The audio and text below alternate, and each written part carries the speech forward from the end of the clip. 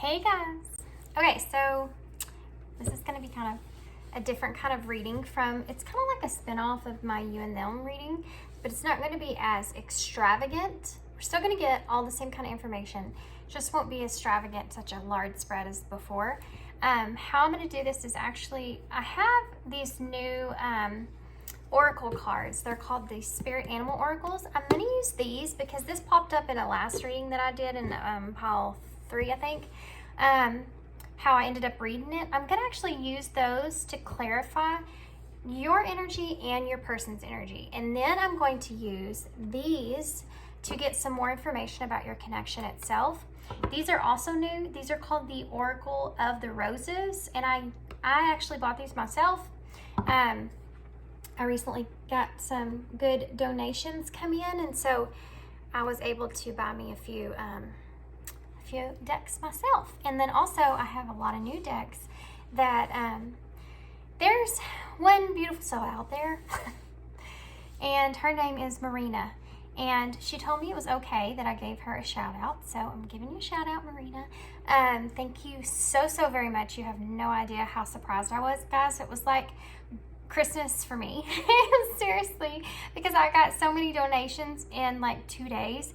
But Marina actually sent me, guys, I think she sent me at least like 10 decks. It was something crazy. But if you're on my community page, or if you see the post that I post about when I got all those donations, you'll know which one she gave me there, or to see how tremendous amount of cards there is there. But so thankful for her. Thank you so much, Marina. And you're amazing. And yeah, you really made my year. You made my whole year better. So 2 of the decks that you see here are the decks that she sent. One of them is another one that I actually bought, which is the pile 1 here, and it's called the Tarot of the Divine Oracles. And then this is a piece of red angel quartz, aura quartz, tower point. This one's really pretty. I actually just got this one not that long ago. And then pile 2 is donated by Marina.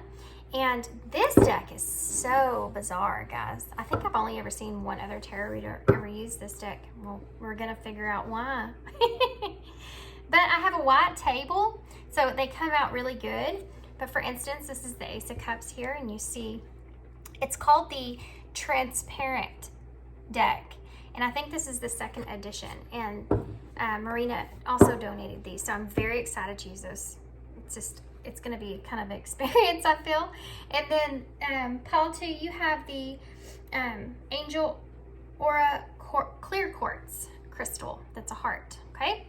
So pile 3, this one is, guys, this one's my favorite because it's blue and pink, which are my favorite colors. But look at it. It's so pretty. It's called the Cotton Candy Angel Aura Quartz Tower Point. They're all Angel Aura Quartz, I guess. I guess I could have just said that in the beginning, huh? And then it is the Shadowscapes Tarot, and this was also donated by Marina. So, okay, guys. So, pile 1, pile 2, and pile 3 timestamps are down below. And let's figure out what's going on between you and your person in this connection, okay?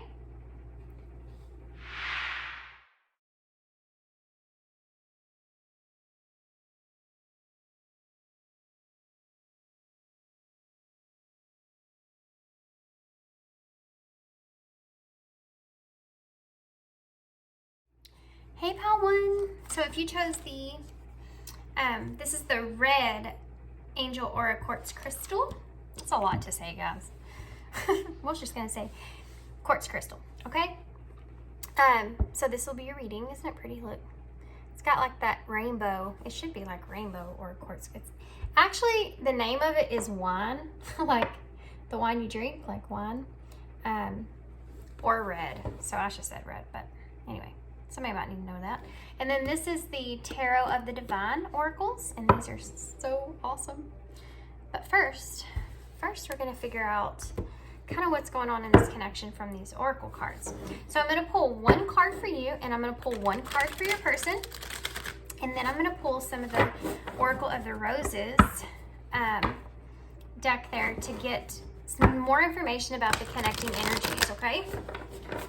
Not the full detail, that's what we're going to do with tarot, but I just kind of want to see what, as far as the energies that you are both bringing, I kind of just want to see what the connection itself looks like with the Rose Oracles, okay? So pile 1, we want to know what pile 1's, how is pile 1 showing up in this connection? What energy are they bringing? Come on. These two are stuck together. So we have the Seahorse Spirit, watch and wait. That's interesting. Number 53. And for your person, we have number 2, the Antelope Spirit, life is speeding up. Oh, wow. And look at these two. They're looking away from each other. Interesting. Okay, so now we're going to get some of these. I don't know how many of these I'm actually going to get. Let's just kind of see how this goes. I kind of decide sometimes on how many cards I'll pull out, how much information starts flooding me, you know, intuitively. So let's see. Ooh, okay, that one wanted to come out. Ooh, the Sensualist. Modern Garden Rose, number 35. Okay. That's interesting. So I'm gonna get a couple more. Okay. The Father, Mountain Rose, number 10. Okay. Wild Rose.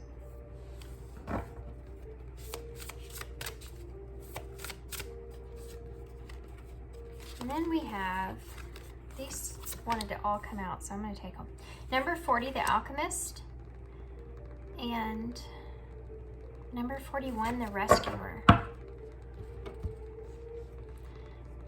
Oh.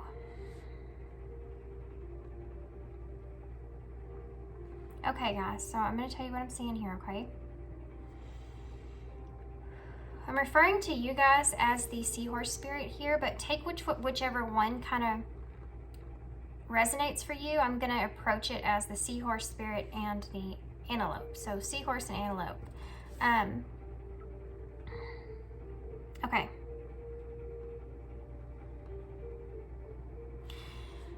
Whew.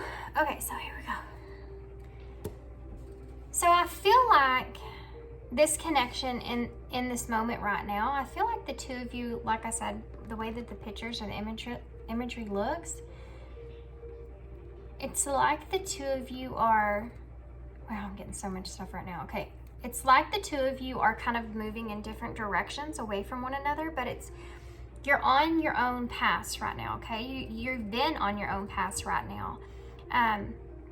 Even though I do feel like this Antelope Spirit is tuned in and aware of what's going on here with the Seahorse Spirit, or what's going on as far as this connection goes, it's like this Antelope Spirit here is moving in a direction away from the Seahorse Spirit, but moving in a direction of kind of building up in their life overall. It's like their life is starting to fall into place or come together in the way that they've kind of wanted it to.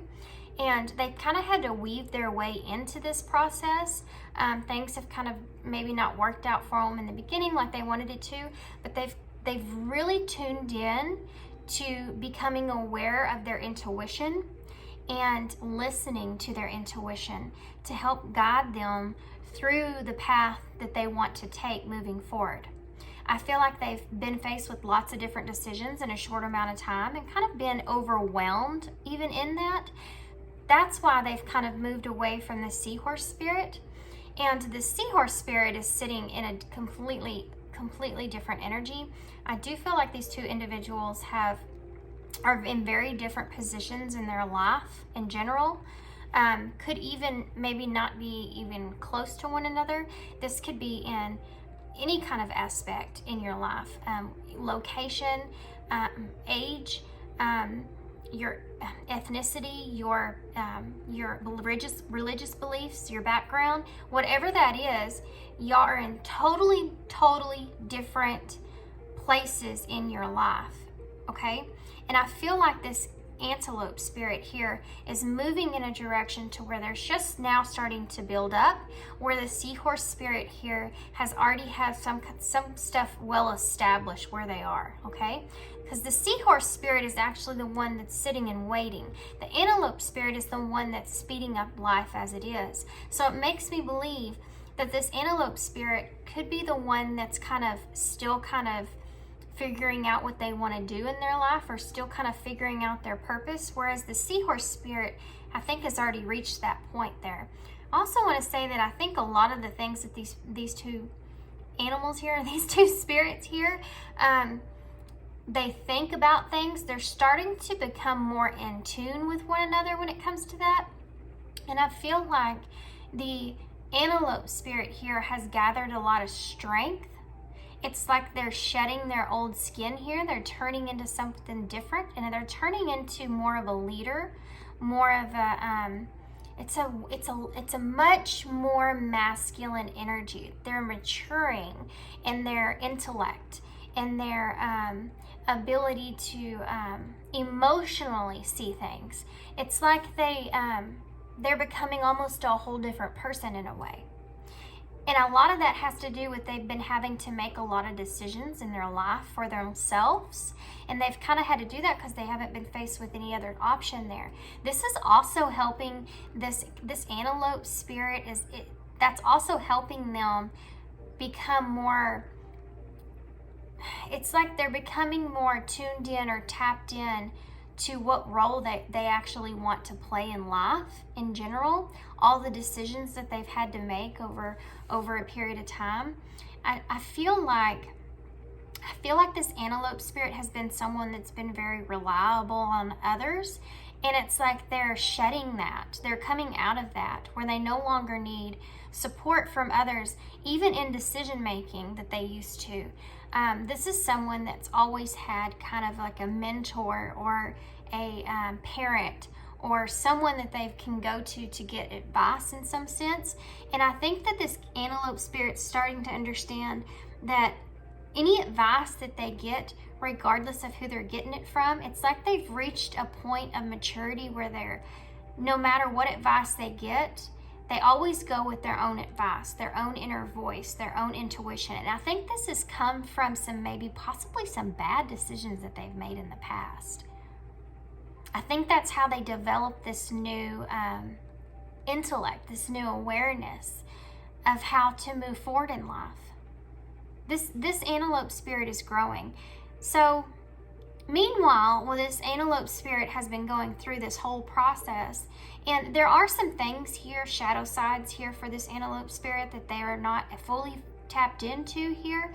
I feel like when it comes to relationships, this antelope spirit has a conditioned belief that they feel as if they have to kind of be the rescuer in a relationship. And I feel like that has something to do with maybe a close or a codependent relationship when it came to a parent that maybe wasn't capable of providing emotionally for themselves, or providing that had a very codependent relationship with the parent, okay? So they took care of one of their parental figures, and because of that, they've ended up in this position that they've ended up in. So they feel as if in a relationship, they have to be the rescuer when it comes to that, because that's where they feel needed, wanted. That's where they feel like they're loved, is if they're capable of rescuing someone.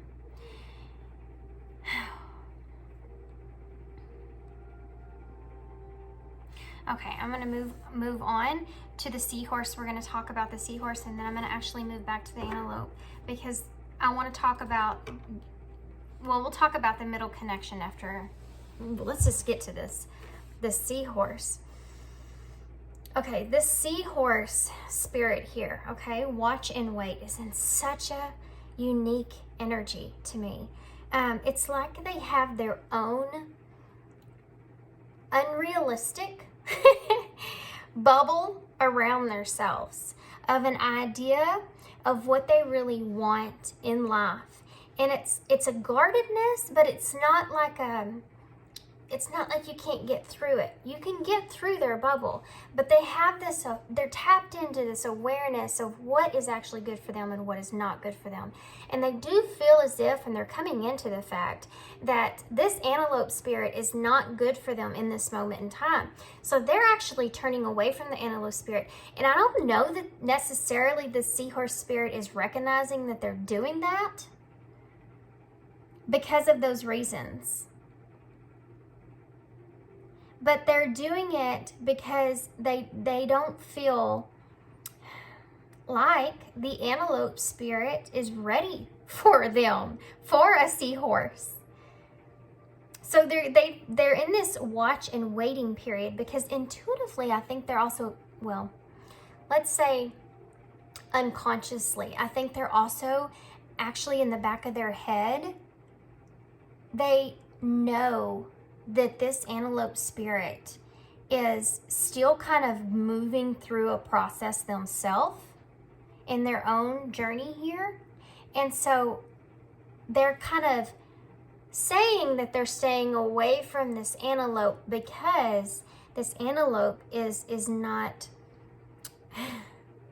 capable or safe, if you will, to be in a connection with in this moment in time. But really, they're giving the antelope room to grow, is what they're doing. So they're in an energy of they're waiting, see? They're not deleting themselves from this connection. But they know that this antelope isn't ready to experience what the seahorse is experiencing. They have to go through their own kind of process there to get to the point to where the seahorse feels safe. And it's so interesting because ultimately what the antelope wants is to be the rescuer. And the seahorse, what it only wants is to feel safe, like a father would make you feel safe. And I do want to say, because this is the father, this seahorse here, even though that they are in a very, very evolved healing stage, there are some, I do highly believe for most of you that there are some type of father wounds that lie deep within, pertaining in a way to abandonment, where when you are a child, okay, and the person that is supposed to be there to protect you from something either ends up being the one that hurts you or ends up abandoning you, and somehow you get hurt in some kind of way from that masculine energy that you felt as a child was supposed to kind of wrap themselves around you and protect you and keep you safe. You didn't have that. That was broken at a really young age. And because that was broken the way that it was, you've kind of always looked and wanted to be in a connection with someone where you felt safe, like the father. So this is one of the reasons that you kind of went towards this antelope in the way that you did, because you could sense the rescuer energy from the antelope. You could sense that they wanted to rescue somebody and you wanted to be rescued. And that's what that was the alchemist here, right? That's what brought this connection together in the way that it did. And you're both intended to look at this connection in that way, in that deep wound there, and say, okay, that wound is there. I know it's there. I acknowledge that it's there, in a way where that's healing, where you have the awareness of that. Go deep down into that and figure out what it was. Forgive what happened at that moment in time. So this seahorse needs to go back and forgive the fact that father betrayed, abandoned, or whatever it was, and it could be just whatever masculine energy that you were around, you felt that from. whoever that was for you, as that child, to go back in that space and forgive. Forgive what happened in that situation, so that you're capable of knowing that it happened because this individual here was in a very low vibrational, very hurt, and very non-aware state. And you have to be able to forgive that person in your life and recognize that they were, in that kind of state at that time, so that you can heal that part of that child and keep moving forward to where you're not constantly looking for something that you never had. That you can actually be your own protector.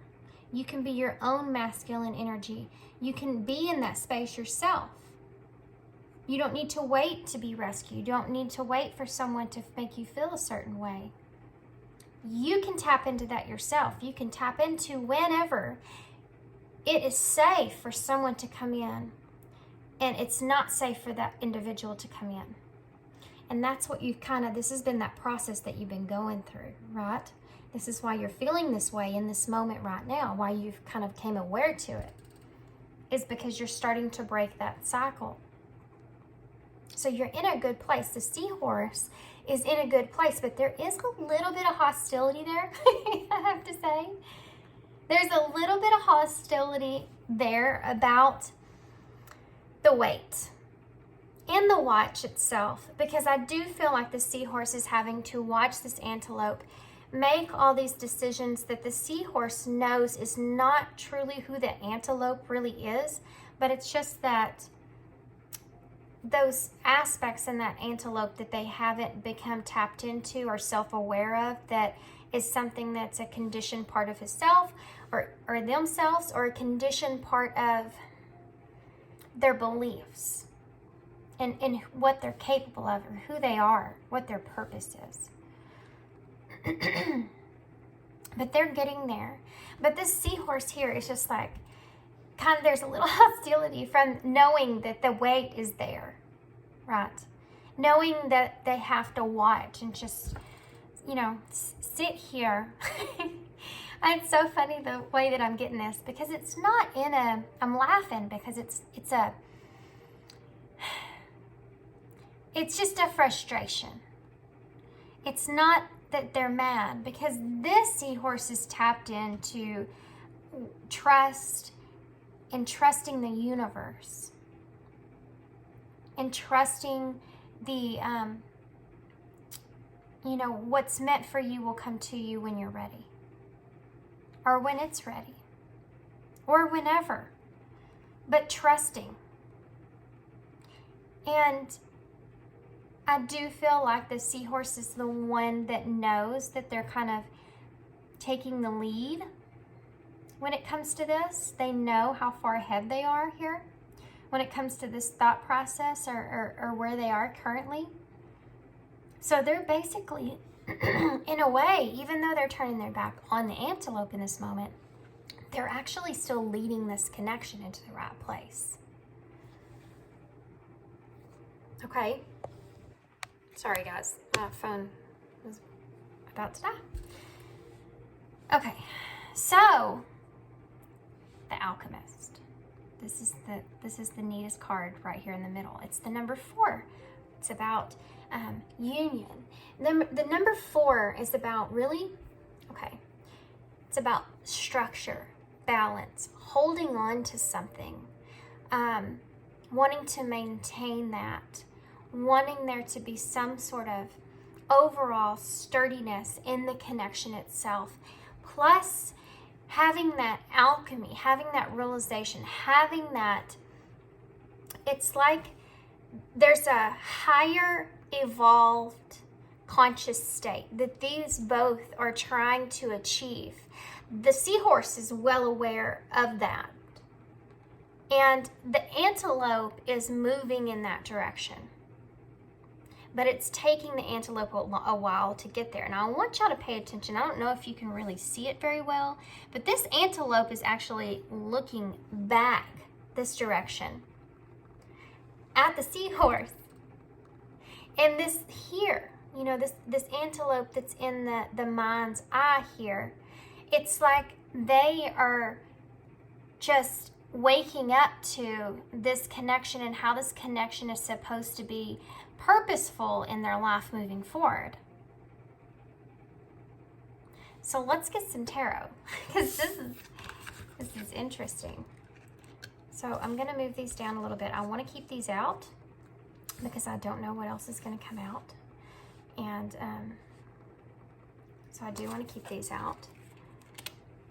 These individuals, well, let's just say the seahorse is well tapped in and aware that this antelope spirit here is for sure a main reason or purpose in their life. They're meant to be a part of their life in some way, shape, or form.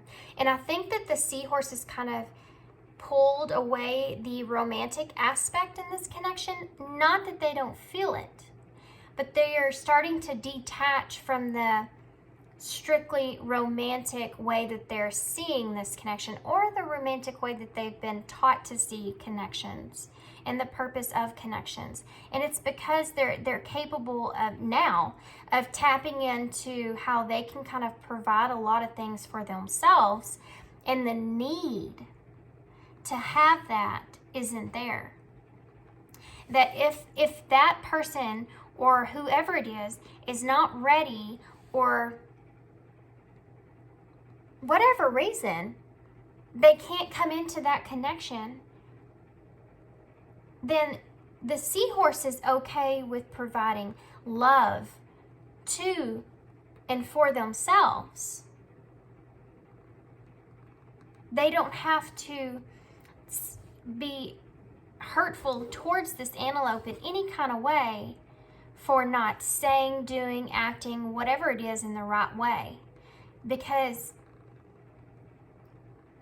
they're not upset with them because they don't need anything from them. They can provide that for themselves. Now, that's not to say that they wouldn't want something with them. That's not to say they wouldn't cherish or want the connection to be more intimate. Of course they would. We're human beings. We like to be intimate with one another. We like to have connection. We like to socialize. It's just that the seahorse is capable of finding that within now. So they're not having any kind of hurt feelings towards the antelope for not providing something that they already need. I mean, they already have. Do you see? Okay. So let's see what I hope you are staying with me here. I feel like this is getting really in depth. really in depth.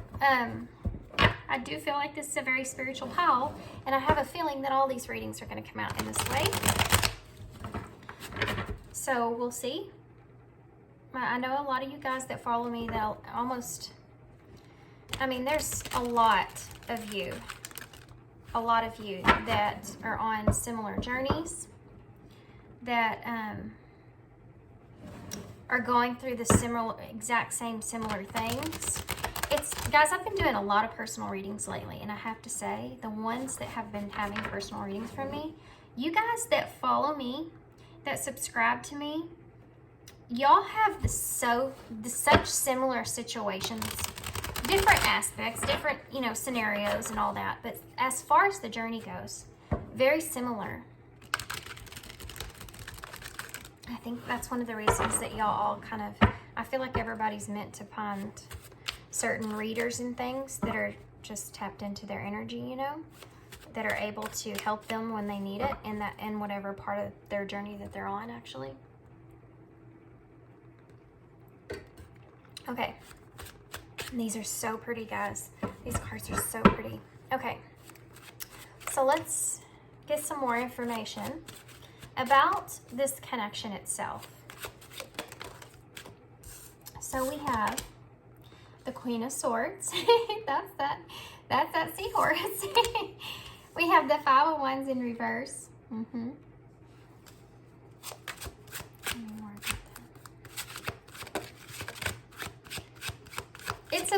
I'm laughing, guys. It's such a playful energy that the seahorse is in, because it's like it's very Eight of Wands in reverse. Yeah. It's very, this seahorse is like rolling its eyes back going, oh my gosh, no. I have to wait on this antelope this antelope again. I gotta sit here and wait on this antelope. You know, it's kind of like that. Just, it's like when I get frustrated with my kids. It's just kind of funny sometimes, you know. The Three of Cups. Yeah, that want and that need for friendship is definitely still there. The Two of Pentacles and balance. And one of the reasons is because the seahorse really sees this connection as being very beneficial to their spiritual growth or to their healing growth. Ace of Wands. Told you that was still there. That passion's still in there. I do feel like it's not that they need them, though. Like I said, it's that they recognize that, and you know, it comes along with that, the love that they have for the antelope spirit. It's that unconditional love in a way. That's why I'm laughing about them being like, God, they're gonna take forever on their journey. Just let them go do whatever they have to do to figure out what they need to figure out, you know, kind of energy. And I'm laughing at it. I'm not mad. I'm not upset. I'm not anything. That's this seahorse spirit. And it's like they wish that the antelope spirit would see this connection the way they see this connection, so that they could unite, they could come together, and they were able to balance this energy out and have a brand new beginning here and be able to see that this connection could be very, very beneficial for the both of them moving forward in their lives, not in a romantic way, not in the partnership way, a partner in life as far as evolving, growing, learning, healing. That's the connection that the seahorse can now see clearly, that this antelope is still in the process of learning about. And that's because they're still growing in the way that they are. What else do you want to tell me about the Queen of Swords? The Hanged Man in reverse. Well, I do feel like the seahorse spirit has, like I said, I think they've cut off or stopped communication. We have the Seven of Pentacles to clarify the Five of Wands. I feel like they have stopped communication in some kind of way with the Eight of Wands in reverse being here when it comes to the antelope spirit, which isn't surprising. And we kind of talked about that. It's just that it's that delay, that wait. You know, it's not that they don't want to communicate. It's that they know it's not good for the antelope, and it's not good for the seahorse, and both of them need to experience some growth in this moment in time.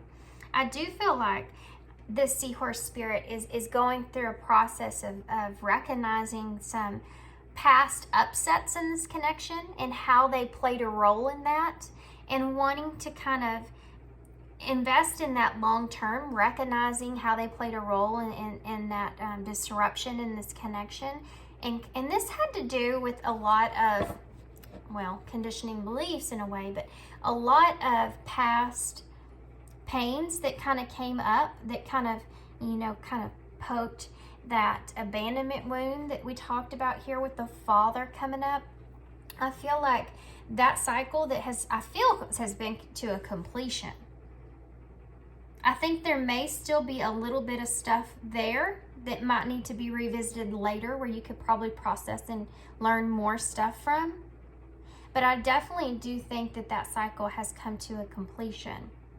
Oh, awareness of it at least. But the Five of Wands being in reverse is kind of, it's saying that at some point with this antelope spirit, this seahorse spirit kind of got jealous, upset, but it never really came to it was more of a emotional feeling, that feeling inside of those emotions coming up and feeling the stress or anxiety over that, but it was never verbalized in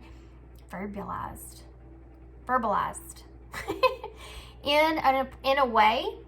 It was more kept to the self. But regardless, and I feel like a lot of this is the seahorse felt abandoned by the antelope spirit when they did take off in a different direction. And that, again, that's that wound, that abandonment wound that came up there. But I feel like they do want to collaborate at this point, because they've not only recognized those things and how they approached this connection in the past, but they've seen long-term how they can kind of adjust those things and fix those to where they don't come up again in that same way, because they've grown past those things. And guys, I forgot to mention this, and they're reminding me here now. 53, 35, and 2 here. 3 and 5, both of these, so mirroring numbers here as well. But also the fact that these are both 2 if you reduce that down. So you literally have 2, 2, 2 here, which means the right place at the right time, trust in what you want, which is exactly the energy the seahorse spirit is in. And I feel like you may have actually been seeing the number 222 possibly a lot. So that might be a synchronicity that's there for somebody. Yeah, this seahorse spirit is definitely capable of keeping their own feet warm. That's definitely something that's a message that's wanting to come across there. Now, like the 8 of Wands being here in reverse is saying with the Hermit here, is that this seahorse spirit's comfortable where they are with holding back communication, with this delay. They know that when there's a delay, that just means that they have an opportunity to reanalyze the past, to work on some of the past, to kind of go back and fix some things within themselves before they have to have that reconnection there with the antelope spirit coming back. Because this seahorse is well aware and tapped into the fact that this antelope spirit's not really going anywhere. They know at some point, whether that's weeks, days, months, years, whatever it is, that there's going to be some type of reconnection here, if not physically, mentally. Some kind of understanding or something's going to come back together for these two at some point. This seahorse is already intuitively tapped into that and knows that. And they know that right now is the time, why they're doing this, for them to be able to work on what they need to work on themselves. They're seeing this as an opportunity for growth. Why is the 3 of Cups here? Why is the 3 of Cups here? The Ace of Pentacles in reverse. Why is the 2 of Pentacles here? The Knight of Swords. Why is the Ace of Wands here? The Lovers in reverse. So this, at the bottom of the deck, you have the King of Swords. So you got counterparts out here. And the 4 of Cups is under that, with the 5 of Cups and the King of Cups and the Fool. Okay, so this person over here is still choosing what they really want to do with their life. They still have opportunities that they're trying to take. They're still in this beginning process. They do recognize and see and have all those emotions built up for this connection, for this seahorse, that they are experiencing, and that it hurts. It's painful. Stuff that they feel that they've lost, like this friendship, for instance, with this seahorse, is something that lays heavy on them. And I feel like they reminisce and think about the past in this connection a lot. Again, a 3 cups here. I do feel like, look at this, guys. You have 3 cups here in the water. You have 3 cups here. You have 3 of these guys. This guy here is blue. You have the 3 of cups here. This antelope spirit is well aware that there's something to this, at least this friendship interaction, and that might be all it has been with the seahorse spirit. They're very well aware and tapped into that. And they also want some kind of reconnection or new start with the seahorse spirit. But they're not ready to kind of bring it to the table just quite yet, okay? Because they're still in this energy of loss, in this energy of grief. They're still going through and learning through that process, just like this seahorse spirit had to go through.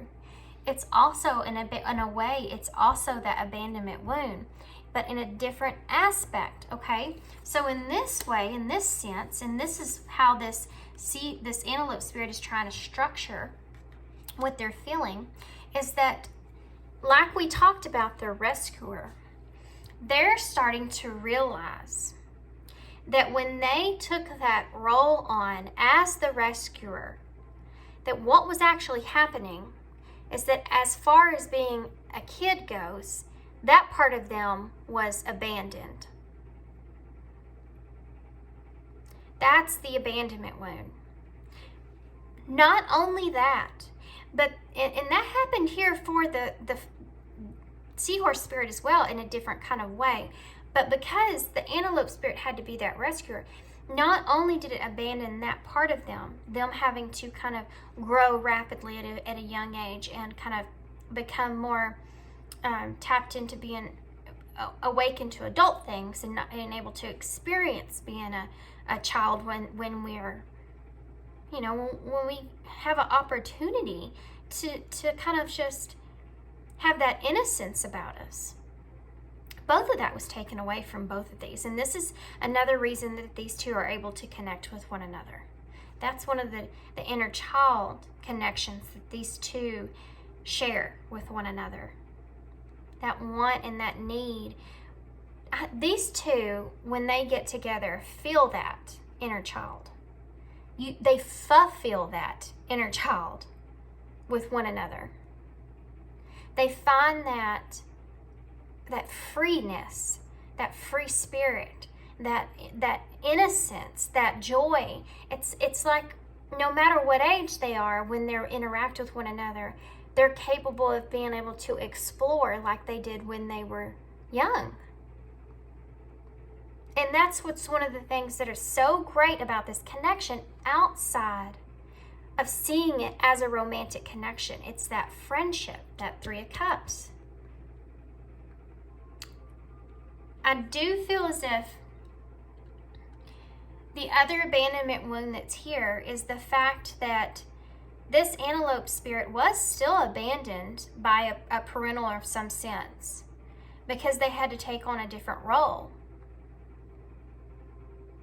They had to take care of themselves. They had to be independent. Whereas the seahorse spirit always played the needier type person, even though they didn't see it in that way, needing that safety there, needing someone to rescue them. The rescuer was abandoned as far as they didn't have anyone there to be them for themselves. So in a way, when the seahorse spirit came to this connection and they felt that need, that neediness, and the antelope spirit was already tapped into finding that within themselves because that's what they were taught. They were taught to give that to others. It probably is what made this antelope spirit run from the seahorse spirit, because they don't want to have to feel that way.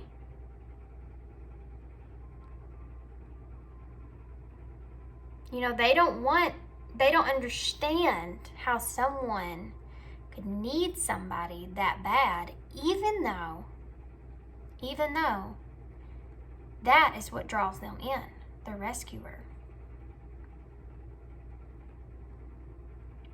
It's almost like these two showed the other one what they couldn't see in themselves.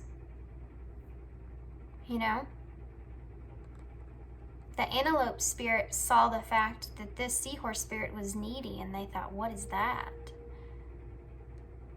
Because they didn't have to have that. They were the opposite growing up. This seahorse spirit saw this antelope spirit and didn't understand how they could leave them alone and not need them, because they're the ones that needed the safety growing up. Do you see? That's how these two interacted in the beginning. But this is the patterns that they've kind of broke themselves free from. And this antelope spirit is still in the process of doing that. They're getting there.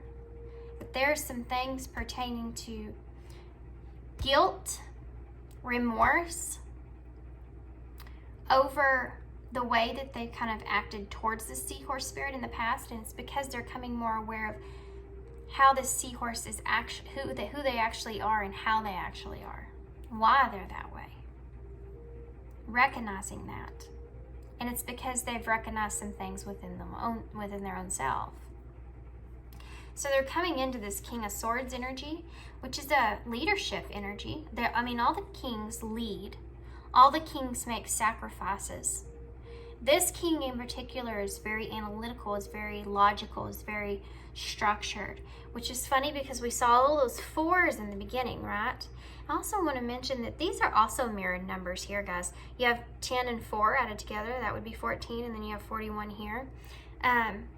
So the two of you are in a phase right now to where you're really, I feel like you're very much so tapped into one another's energy. And I also feel like you're kind of picking up on one another's mind space, if that makes sense. So you may be having thoughts that you didn't think before that come into your mind like this, and it's this person that's kind of thinking about the similar thing because you're both in the same energetical space. Okay, so the 3 of Cups here, and you have the Ace of Cups, Ace of Coins in reverse to clarify. So this antelope spirit wants this reconnection, wants to reunite, but they don't think that they can bring that to the table at this moment in time. They don't think they're capable. They feel like that they've maybe even possibly already lost an opportunity with this seahorse as a friendship kind of space because of the way that they've kind of acted. And they don't really know. They're trying to learn and figure out how to balance things out here, how to come towards the seahorse and have things in balance, but they want to have things in balance, not only what they're going to logically say, but they also want to have their space structured and be stable in their life in general before they kind of come forward and bring any kind of information here to the truth of how they feel or what they feel to the seahorse here. But they do still feel this Ace of Wands. They still feel like there is going to be a reconnection here. And I feel like with this Ace of Wands as well, this antelope spirit has become very tapped in and awakened to the spiritual aspects in this connection. You know, the wands are about that spirit. And it's like they are aware now about how in depth this connection goes as far as their as far as evolving goes, as far as their wounds go, as far as those interactions and how they learn and grow from that. The Lovers is here in reverse is because they feel this disconnect here. They also recognize that intuition that these two individuals kind of share with one another. The values, the ideas. They're still kind of getting on board with this seahorse spirit. They're almost there. They're not quite there yet, but they're getting there. They think about it a lot. They think about things that the seahorse spirit has said to them. They think about things that how they kind of have said things that have helped them when it comes to their growth, when it comes to their growth in their life in general, and what's the best. When they think about advice, they think about things that the seahorse has said to them that has helped them move forward in their life. That's one of the things that they've decided is one of the reasons they know they're not going to let go of this connection. And they are also, just like the seahorse, are well aware that this connection is going to come back around at some point. Okay, so let's get some cards here. I'm just going to see what comes out. Messages of love. Chemistry. Yes. The chemistry is there. You know, that spark, that connection is most definitely there. That's not a question here. Retreat. Time spent alone will help you recharge. Yeah. See, I told you in the beginning that y'all are both kind of in this energy of moving away from one another in some kind of way, knowing that you'll come back together at some point. That's because you're recharging in different ways. We have integrity. Does the situation align with your morals and values? This is the whole connection itself is one of the reasons why this antelope spirit is gone back and reanalyzing with the lovers here. The lovers, when it's upright, is having an individual, a connection with an individual where you feel like you both align in your values and your morals and your thoughts. And I feel as if that's one of the things that this whole connection is bringing towards the antelope. The things that the seahorse has talked about, said, expressed, everything, is they're reanalyzing it, they're thinking about it, and it's causing them to come tapped in and aware of the spiritual nature of this connection. So they're thinking about things that they believe. They're thinking about the way they see the world. And they're questioning things of how they feel internally. You know, they're deep in their thought process here, guys, because you have the King of Swords here. That's their energy. We have soulmate. Your soulmate accepts, loves, and respects you unconditionally. Yeah, and the seahorse is, I told you, in that energy. That's why they are watching and waiting. Balance. One person is giving too much in this connection. Yeah, but the seahorse is tapped into that. That's why they're not going to do anything until they feel like it's safe here. Longing. Someone is secretly yearning for you. The antelope, both of these individuals are yearning for one another.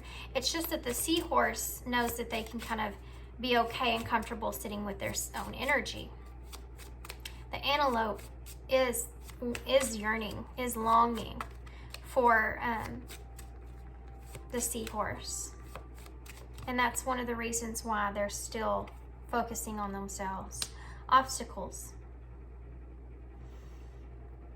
Unhealed wounds are blocking forward movement. Yeah. This antelope spirit here, they're still figuring out some things pertaining to how deep those abandonment wounds really go. And forgiveness. They're still trying to go through the forgiving process so that they can move forward and evolve from that and learn from that and accept those shadow parts of who they are and choose the light. Release.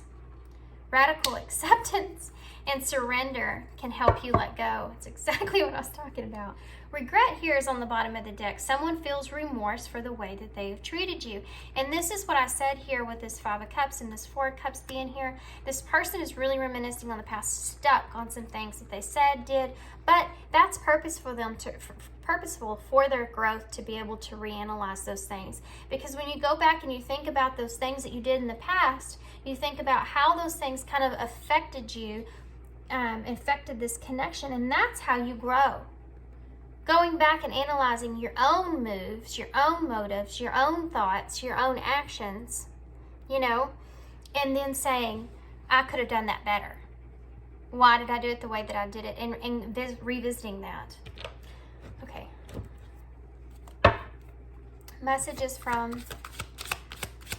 call one's person, please. Messages. I feel you leaving me behind. I don't know how to let you go. Exactly. They don't want to. And there's this conditioned belief that if you can't, that this person has, and it's kind of strange, but they have this idea or thought that they can't be in a connection with someone that they were romantically involved with, or someone that is romantically, looks at them in a romantic way without being in a romantic connection. That it's too hard, it would be too hard, it would be too, there would be too much conflict, too many things that took place. And this seahorse spirit is well evolved out of that at this point. Maybe not the last time they connected with this antelope spirit, but they are now. But this antelope spirit is experiencing those thoughts because of probably connections that they have seen or been closely a part of, or even involved in, and how those connections were never capable of being able to find that balance there, you know, that equal ground to where you could both look at one another and look at your flaws, look at where you grow from that, to where you can find balance again with one another and still be capable of maintaining that friendship there, no matter what feelings are involved. It's a very emotionally advanced way of looking at a relationship itself, being able to be around someone that you have such a past with, such a detailed past with, so many feelings for that come up, especially pertaining to love, that unconditional loving feeling that you feel for someone.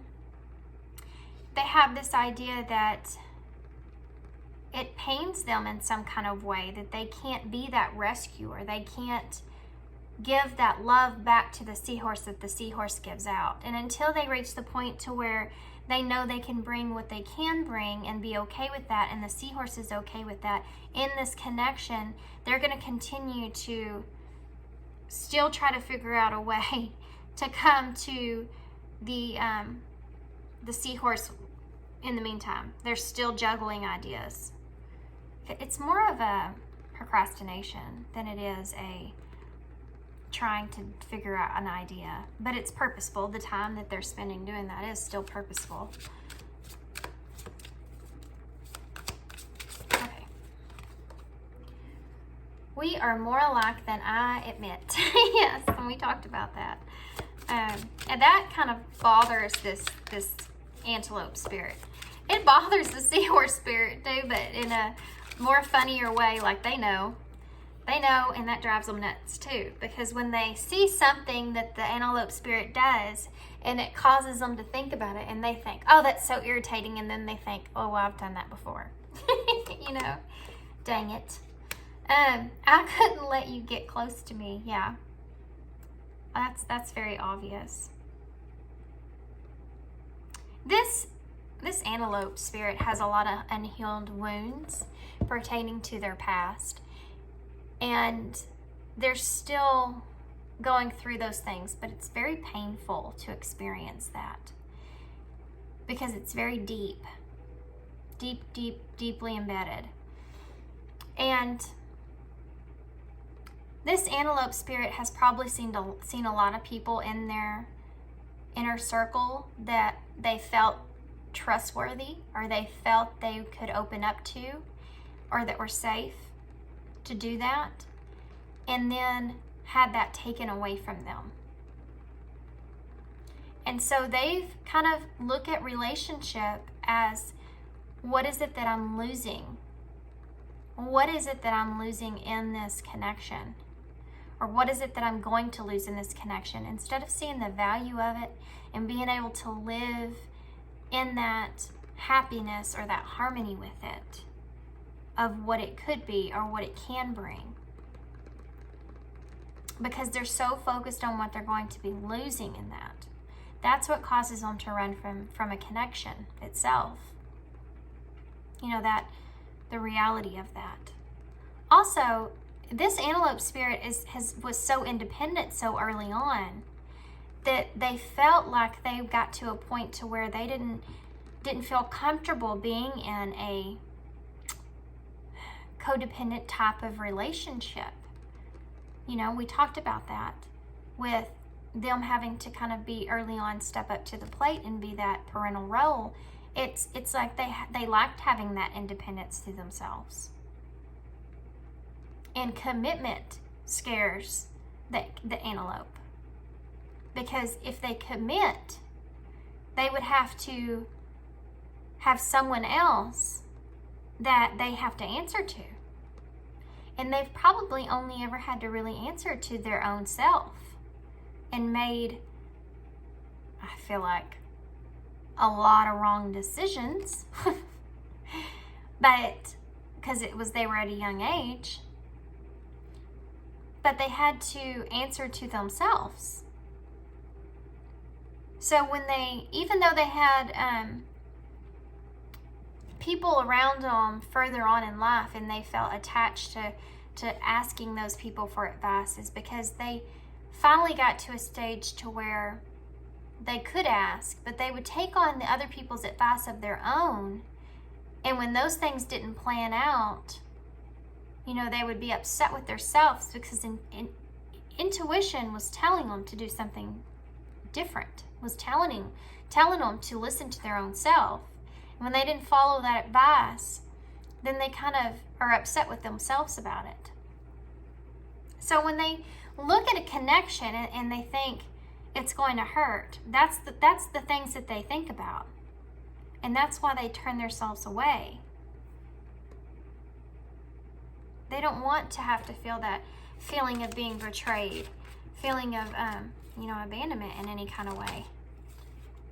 I'm starting to understand our connection, yes. The timing just wasn't right for us. It's not right now. It is not. The timing isn't for the two of you. And the seahorse spirit knows that. I scared myself that day. So there may have been something that they said and they feel as if what kind of is something that they reminisce about, that they think in particularly about, that they wish they didn't say or could change. We have, I wish things could be different.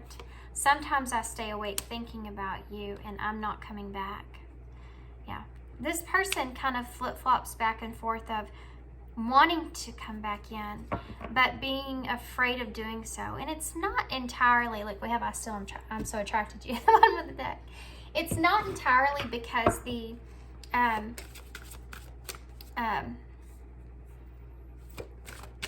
was I going to say now? I just got sidetracked, guys, because of that.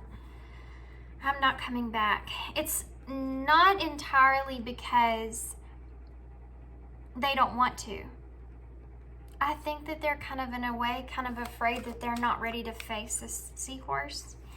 And they don't want to come to the seahorse any less than they feel they should, than they should feel. They want to be this King of Swords energy. They want to have structure here.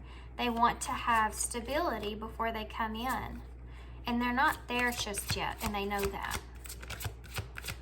But it's a shadow card because they think that they have to have this strong, structure and abundance and all this stuff before they can have any kind of connection with the seahorse. They have to prove themselves in a way.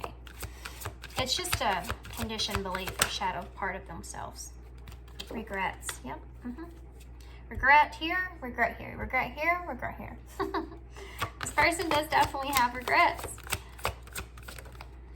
New love. There's 3 aces out here on the table. We have the Ace of Wands, the Ace of Pentacles, and the Ace of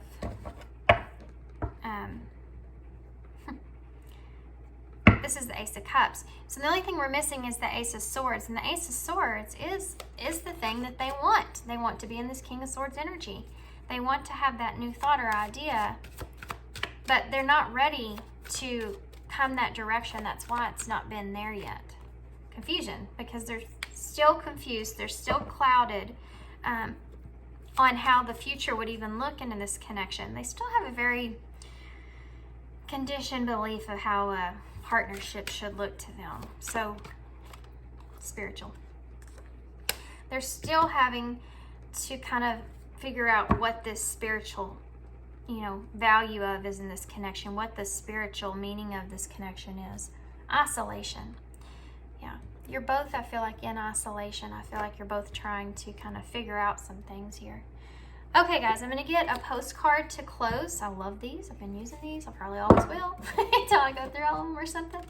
These are awesome. These are postcard messages from Spirit, letters from Spirit. And they're amazing. They're awesome. I mean, they're so awesome.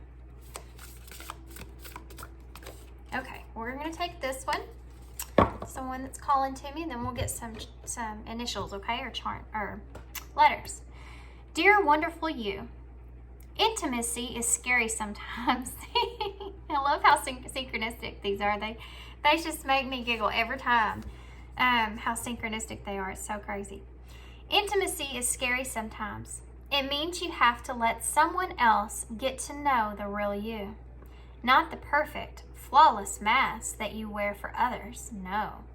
It's time to reveal the cool one, the passionate one, the imperfect one, that is totally you without artificial artifacts or walls. Yes, you will be exposed and vulnerable for a time, but it will be so worth it. This is the only way that you will know true closeness with others. And you will also be close to Spirit and to us. There is amazing freedom that comes from when you let go and just be yourself with another or a group. Release from the invisible bindings that keep you from intimacy is truly empowering. So may we support you wholeheartedly in this choice. You will know yourself better, and we will learn to love yourself as much as we do. Life is about who we are with others, and so share it. You will be so glad that you did. Loving you so, so, so much. You will know yourself better, and we hope learn to love yourself as much as we do. See what I'm saying? This is a great card to have for this reading. This is what the two of you have learned in this connection, or this antelope is still going through that process, but this seahorse spirit is, I think, is there. I mean, there's always learning, there's always healing, there's always things, always, there always will be, because we live our lives. Things happen to us on a daily basis. We'll always have things happen to us that we're going to have to heal from. We can't delete that from our lives. We can't say, well, I'm good for the rest of forever, and just put the sword down. You can't do that. You have to be able to recognize the fact that if you're wanting to live your life, if you're wanting to be vulnerable, if you're wanting to be authentic, if you're wanting to be yourself in this lifetime and be true to that self, you're going to go through things that we're going to have to continue to heal from. But it's only meant to help you evolve, help you learn, help you grow, help you to become your fullest and best, most high self in this lifetime. That's what the purpose of all that is. It's not to shame you or say you're not good enough or you didn't do it right or whatever it is. It's to help you. It's there to help you. If we could only see how we can heal those things, then we'll see how it actually helps us. Okay. I pulled a lot. I feel like I pulled a lot. Y'all, you have 4. Look at that. You have the 4 and the 8. So 48, 84. So it's also 12 if you add it together. And 12 in tarot is the Hanged Man, which is about letting go. It's about breaking old patterns, getting yourself unstuck from things, which is the whole idea of this connection itself. Oops, my bad. Okay, so 4 is also that structure that we talked about, that, you know, wanting, this antelope is wanting so desperately, is that structure and this connection here. So we have the number 8, which is about that progress and learning, growing, working on oneself, working on one's healing. All of that is there with that 8. We also have O, R, K, S, Y, X, D, T, A, another A. We have the heart, G, 2 X's, a W, and that spells wow right here. The spirit says, wow, you've done a great job. Wow. You got 3 X's. So I feel like I want to say you have a G as well and 2 E's. I feel like I want to say that this, oh, I just found a word. This, this connection, this seahorse has been like 3 strikes, you're out. Okay. So like 3 strikes. They feel like they have, and also X's here too, by the way. So somebody may be dealing with an X right now. Or this could be, you know, an X to you at some way, shape, or form. We also have works here. So it's like the seahorse, you are both working on yourself, but the seahorse is like, you know, they'll kind of take it however it works, because they know that they're capable of knowing what this connection is and what it's about. Now, I think that they've grown a lot since the last time. I think that they've even interacted with the antelope spirit. So we have guide info. Okay, guys, I'm gonna leave y'all there. I'm gonna let y'all kind of take these. These could be initials. These could be spell out something for you guys. You're just gonna have to take whatever you can see. If you find something I didn't repeat, then put it in the description box for me, please. And I'm gonna leave that there. So I hope you enjoyed this reading. I know this was really, really in depth. I wanted to like kind of go in a different direction here, kind of really open myself up to whatever information wants to come through. So I think that's kind of what happened there. I look for you everywhere. Yeah, they do. Because they're looking, I don't know if y'all can even see that. Y'all probably can't, but the eye of this antelope is just looking right back at that seahorse. It's funny. Okay, guys, I'm going to leave there. Hope you enjoyed this reading. Hope it resonated. Hope it made sense. If it didn't, maybe there's a message in another pile. Or maybe there just wasn't a message for you today. But only take what resonates and leave the rest for someone else, because I feel like, you know, everything in the reading is going to possibly resonate with you. Of course, there's going to be some things in there for other people that listen to this reading. So you can only take the parts that fit in your puzzle, okay? But I hope you enjoyed this reading. If you want a personal reading from me, my information for that's down below.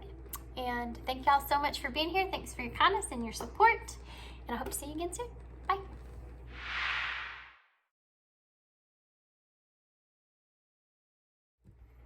Hey, Baltu. So if you chose the transparent tarot in the aqua clear quartz crystal, then this is your reading. It's kind of like rainbow clear quartz crystal. You can't really see it as much on camera, but it is. Okay, so this is going to be a very interesting tarot to use. This is what it's going to kind of look like here. So excited to get into it, but I want to get these animal spirit cards first, because this is going to kind of give me a look. This is going to give me a look at your energy and your person's energy, and then we're going to get some of the rose oracles to tell me more in depth about the connection itself, and we'll just have to play it by ear, whatever cards spirit's kind of wanting to bring through there. Okay. Okay, guys, I want to make sure that y'all understand too. These messages that come through, some of them I do understand, or maybe kind of triggering in a way. I'm just not going to fill you up here full of, you know, know, a bunch of positivity and things, you know. I want to help you guys. I want to help y'all to be able to better be in tune with your own intuition. And these messages that kind of come through that you hear, if they're triggering you in some kind of way, then there may actually be something there, obviously, that you need to kind of go through and work on, and work on that healing process there. We should be comfortable in a place to where we're accepting of that as well. And I kind of just want to, you know, that's kind of why I am really into tarot and everything about tarot, is because I feel like it helps pertaining to self-love and finding your true authentic self and facing your fears and facing your, you know, developing that own inner intuition, that own inner guidance and compass.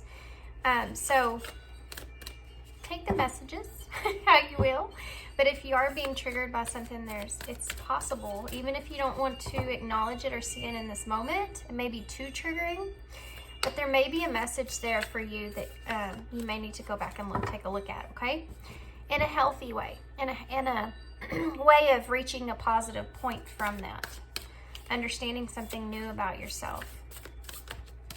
Okay, I don't know why I felt I needed to say all that, but here we go. Okay, so we're going to see about what your energy is first. So what is the representation, Spirit, of pile 2's energy towards their person, towards this connection? What is their representation? So we have the rabbit spirit. Now is a lucky time. Number 49. Okay.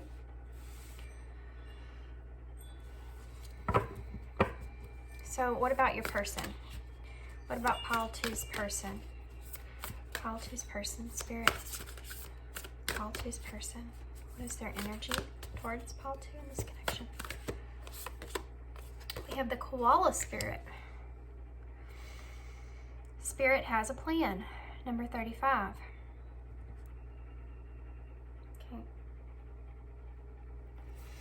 Okay.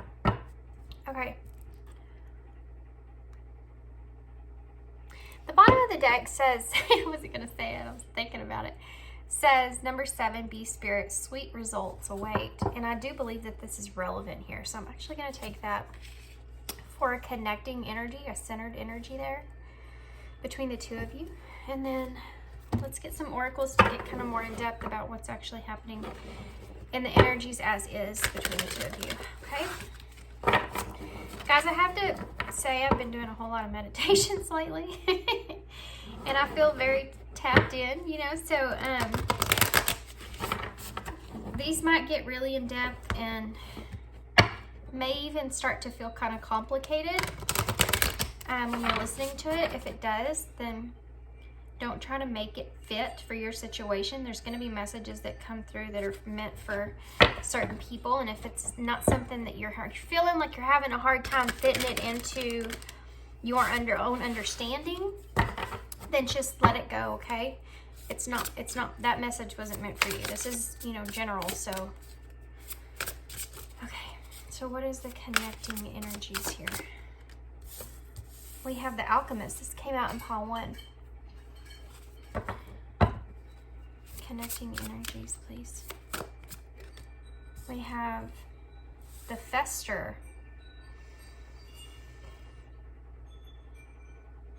Okay. Connecting energies, please, Spirit. We have 2 cards that came out together. I'm going to take them. This came out also in pile 1. Both of these came out in pile 1. The sensualist. And the citizen.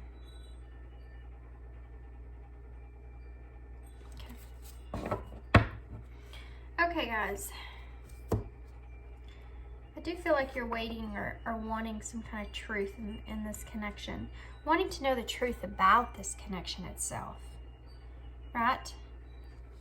Sorry, guys. Okay, it's worth noting that my door is actually open. Oh, wow, I just looked out the window when I said that and saw a hummingbird.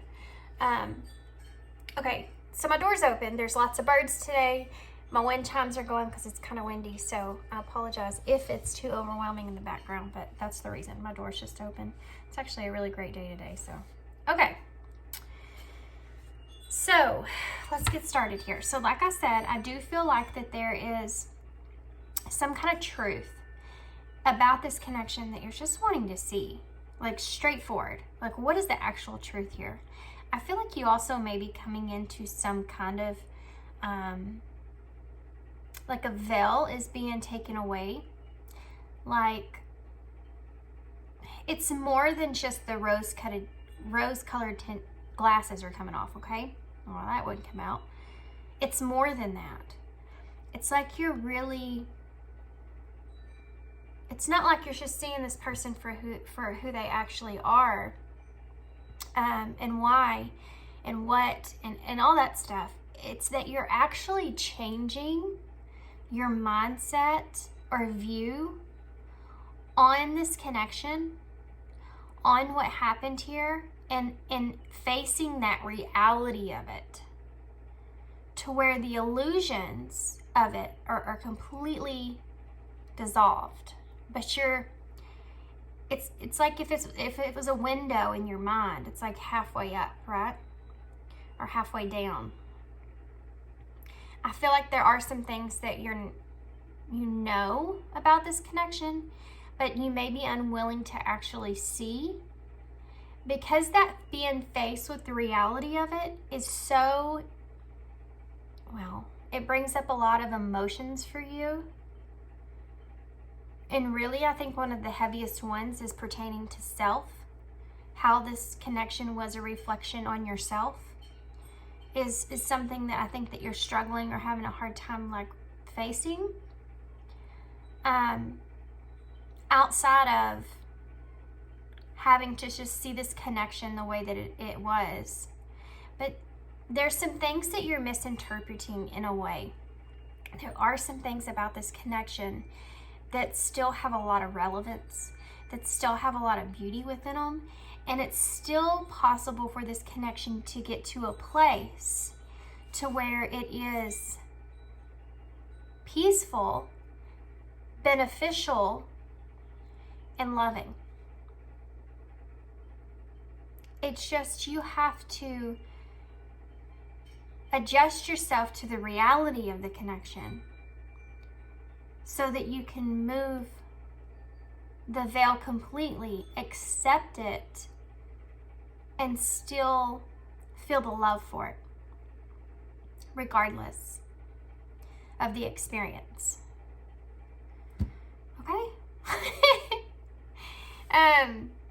I felt like that was a whole lot of information there in the beginning, and I felt like a lot of you might have had a hard time to kind of stay with what I was saying there, but I do feel like if it's meant for you, like I said in the intro, in the beginning of this pile, if it is meant for you, you'll understand what I said, okay? And that may not have been meant for all of you. Only take it if you're like, I really needed to hear that, you know? Okay. Oh, that took the breath out of me. That was a weird feeling. Okay. So here's the two individuals in this connection. The beard represents actually this connection itself, which is, it's kind of everything that you both are experiencing are both coming aligned with the right energies, with the energies that will bring prosperity for both of you at some point. You're both working on this. You're working on this connection separately within your own mind space. And you're moving in a direction for prosperity to take place. And that rhymed. So there's a meaning behind that for all you poets out there. Okay, so we're going to start with the rabbit spirit, okay? Now is a lucky time. And I think the way that this connection is actually aligning itself in this moment, your two energies are aligning together. For the rabbit spirit, it's a very lucky, prosperous time. And for the kangaroo spirit, it's a time of being able to really see the plan that's unfolding in front of you when it comes to your life, okay? So Ashes just realized that I actually, the way that I said that was like this was directed towards you, the viewer. So guys, this is going to be those energies that are kind of going back and forth, kind of mirroring. So you're going to have to take whichever spirit animal represents you. So I'm actually going to address rabbit spirit, koala spirit, okay? Okay. So the rabbit spirit. There's something that I need to get my hands on. What is it? There's something else they're wanting me to get.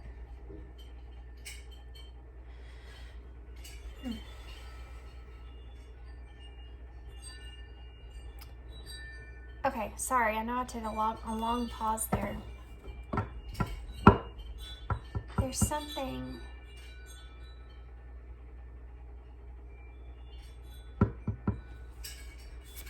Can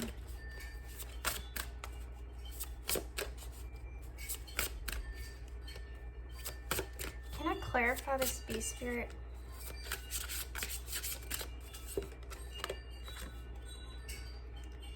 The Liberator.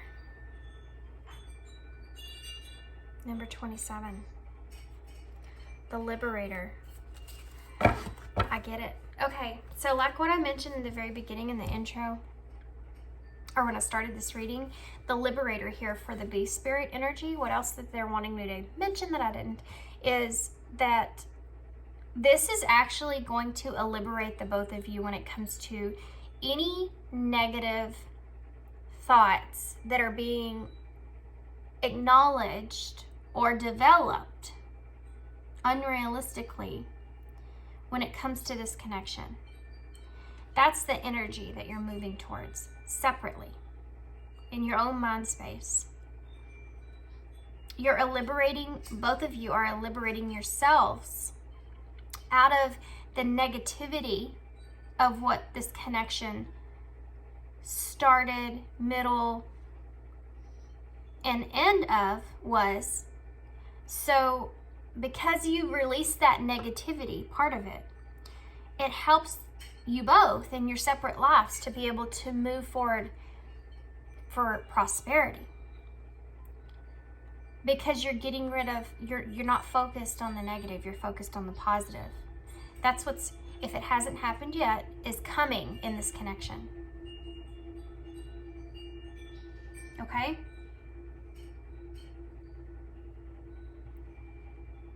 Okay, guys. Sorry, I had to, it's for both of you, okay? I had to mention that. Also, y'all may be seriously mirroring one another. I mean, this is both this, you're both in the same kind of energy. It's just, like I said, the rabbit spirit is the lucky one, the one that's coming into the prosperous part. And the koala spirit is the one that's on the plan, that sees the plan in their life unfolding. So the rabbit spirit, and I know I keep kind of going back and forth, but I'm sorry. I'm bringing the messages as they're coming. They sometimes come random. So the rabbit spirit. Now is a lucky time. There are a couple things here I want to say about this rabbit spirit. I feel like as far as characteristic goes, you may be someone that is, you could possibly be in an energy space to where you're either relocating places or you're redoing the location that you're at. Something about shedding the old of what was and kind of making it your own, or kind of wanting to move into a direction or even physically move a location to where you can actually call something that you more of your own. Kind of just a shedding of the old, leaving the old behind, really going for what makes you happy, what makes you strong and who you are, and not second guess yourself, okay? What makes you feel like you're moving in a direction to do what makes you feel good. And that it's strictly up to you and your decision, not anyone else's. That's the energy that you're in. If you are a mother, okay, then you may be in an energy of being very protective over your children, or maybe in an energy of wanting to provide more for your children, and coming from self, okay? Coming from, it's like a new empowering feeling that I'm feeling, okay? This is the space that you're in, and because you're in the space that you're in, you're really like pushing through that barrier and kind of putting that out there into the universe that this is what you want, this is what your true desire is. And that's how come that these new now you're in a lucky time, because I feel like you're capable of manifesting exactly the things that you want in the energy that you're in this moment. It's going to come towards you. It's going to come to you, because you're in this space of knowing you deserve it and desiring it the way that you are moving forward, okay? I feel like when it comes to this person in this connection, that there are still some passionate energies that come in, but they're playful energies that are there. I feel like you're in a really good mindset to where when you think about this connection or think about this person, and if you aren't there yet, guys, then this is where you're heading, and this might help you to kind of wrap your head around the realization of this connection itself. But when you're looking at thinking about this person and thinking about this connection, the reality that you see now compared to what you've seen before, when you get yourself so far into that, it's the feeling of love, you know, the feeling of the want, the feeling of the need, the desire, all that. When that stuff starts to kind of eat away at you, you're in this energy now to where you're so empowered, you know and recognize when that's not good for you and how to kind of pull yourself up back to the surface and realign yourself, and in a balanced way, so that you're not just thinking about all those things, knowing that feeling is still there, but reaching a point to where you also realize what's good for you and what's not good for you, and staying in that energy, that obsessive, kind of energy is not good for you. And it's awesome, because it's like you're parenting yourself back to the point to where you're happy, you're comfortable, you're not letting things take control of yourself. You're able to pull yourself out of it and rebalance yourself, which is a really great thing. And it shows that you've been through a lot of healing to be able to do that and to have that self-awareness, I also feel like there's a little bit of energy of maybe even you feeling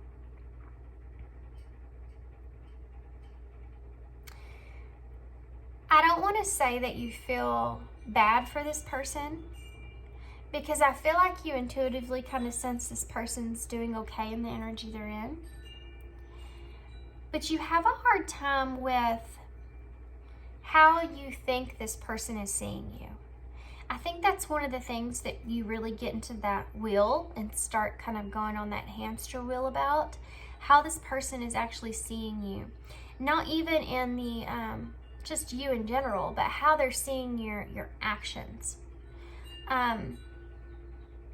So if you are in a point to where you haven't really reached out to this person, or you're just busy, you're occupied in your own life, and even though that person is in your mind, obviously you're trying to kind of work through some things within yourself moving forward, right?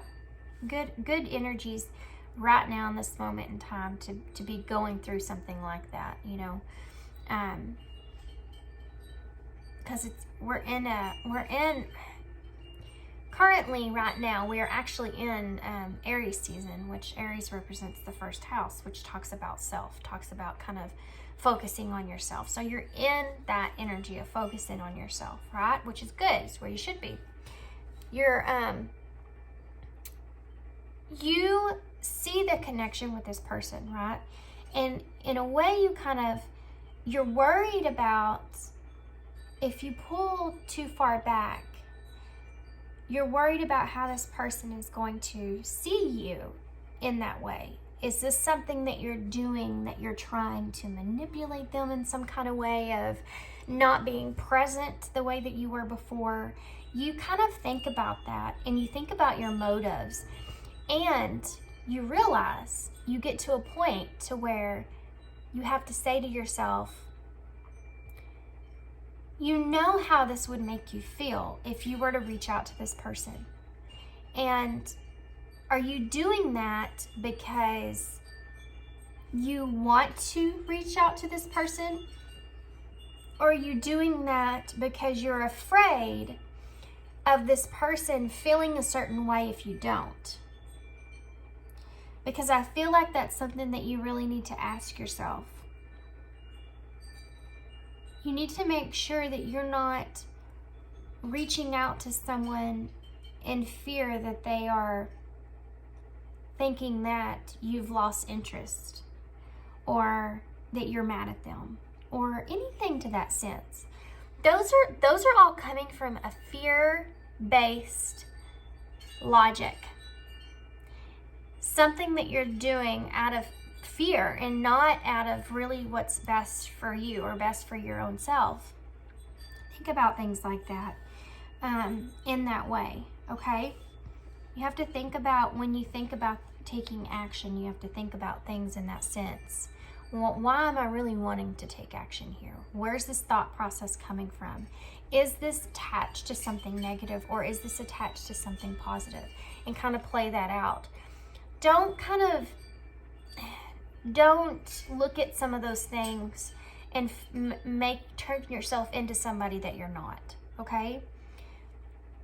Don't imagine that you're doing this in any way of manipulation when you really aren't, because I feel like your healing is so, I feel like you've reached a point to where you really question everything that you do, and if that's something negative, but don't overdo it to where you're changing who you just are as a person, is what I'm saying, okay?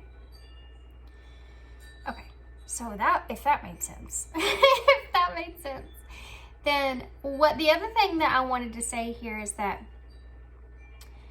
if you feel in your gut, if you feel in your heart, your intuition, that you feel good about the energy that you're in, when you're in your energy and you're not so obsessed about this person and what energy they're in, if you feel good about it, stay in that good energy, okay? That's how you recognize when you need to balance yourself out. If you feel good about working on something, doing something to better yourself, whatever that could be for you in that moment in time, whether it's working or you know, doing just whatever it is that you do on a daily basis for your own self, and you feel good about it when you're in that energy, but yet when you think about this person and this connection, you start to overanalyze things and everything else, and you start to get into a bad place. That's the reality that you're tapping into, is that realization that, wow, when I'm thinking about this person the way that I am, it puts me into a negative place. But yet when I'm here just being in my own energy, and I'm comfortable in my own energy at this point, I'm actually in a positive place. That's why you've pulled back from this person. It's not in a manipulative way. It's not in any other kind of way. It's that you're trying to take care of yourself, and you're trying to stay in a positive thought, and you know this person in this moment in time isn't good for your positivity in your life, because it draws you into a bad place. And like I said, I'll repeat myself again, that doesn't mean that you don't care about this person. That doesn't mean that you don't love this person. That doesn't mean that you don't want to be there for this person. Any of that stuff. It's just in this moment in time, you're just trying to look out for self, which, like I said, is exactly the energy that we're in right now.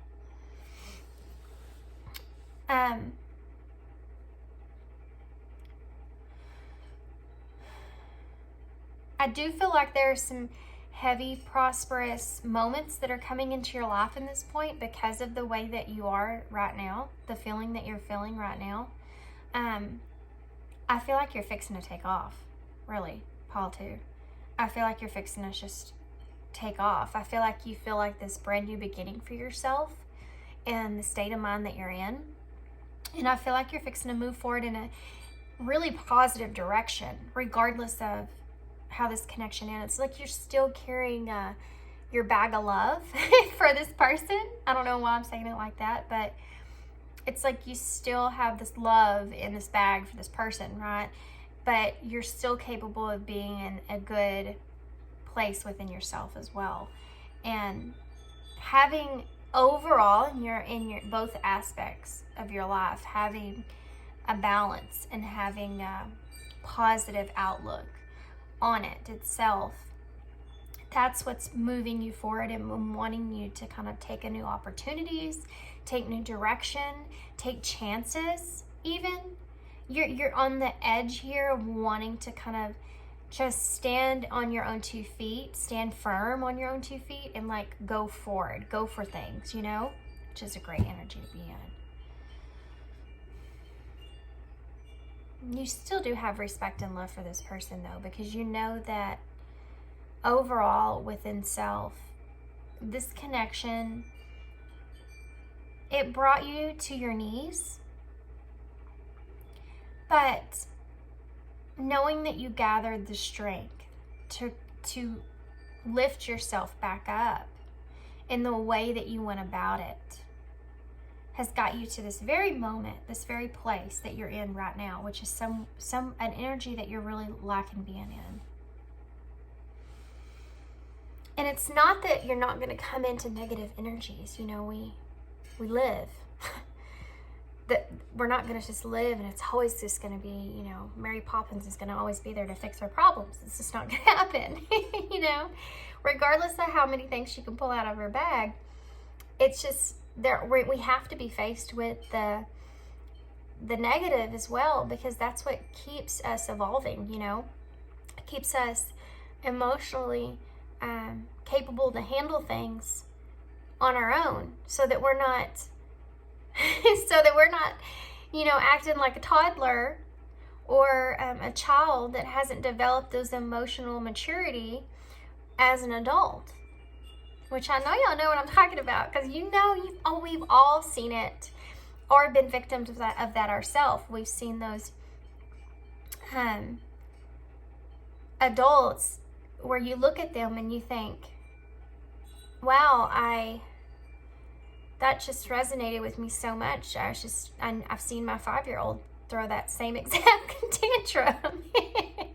It's because we have to be able to really evolve our emotions, to control our emotions, not control, but understand them, so that we know how to address those things when they do come up to the surface, where they're coming from, and question it and talk to ourselves, you know, instead of expressing those feelings out there in any kind of, you know, negative type of way. And it's a learning process, you know. Y'all don't know how, I'm going to be completely real with you. You don't know how many times that I get so stressed out. I have so many things in my life going on. It's insane. And I do have my down moments, and I try to use those to the best of my ability to be able to kind of pull myself back together. But there has been moments, you know, that I've just lost it. I've just, you know, you get so stressed out and then you just explode, and it happens to all of us. But I can, first off, when that happens, I think to myself, good job. Why did you act like that? You know, you shouldn't have said that. You shouldn't have done that. You shouldn't have, you know, acted in that way, whatever it is. But it's being able to acknowledge it, you know, not having so much pride for self that you can't even acknowledge the way you acted, but acknowledge it, figure out why you acted like that, where it came from, and say, and forgive yourself for it.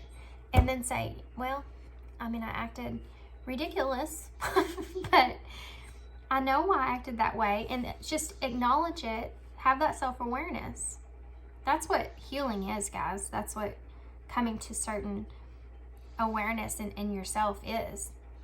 And that's where this rabbit spirit is. And that's why they're moving forward in the direction that they are. Definitely. They're setting a whole new foundation for themselves. And they have that drive, that intensity, right? Okay, so let's move on to the koala spirit, because I spent almost 30 minutes over there. Long time over there. So koala spirit. Okay, well, let me get a drink of my tea.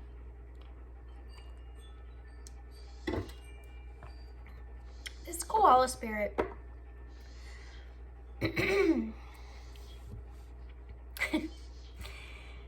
This koala spirit is in a different place, okay? The rabbit spirit's ready to take off. The koala spirit, they still have a little bit of fear of a couple of things. They have fear of success even.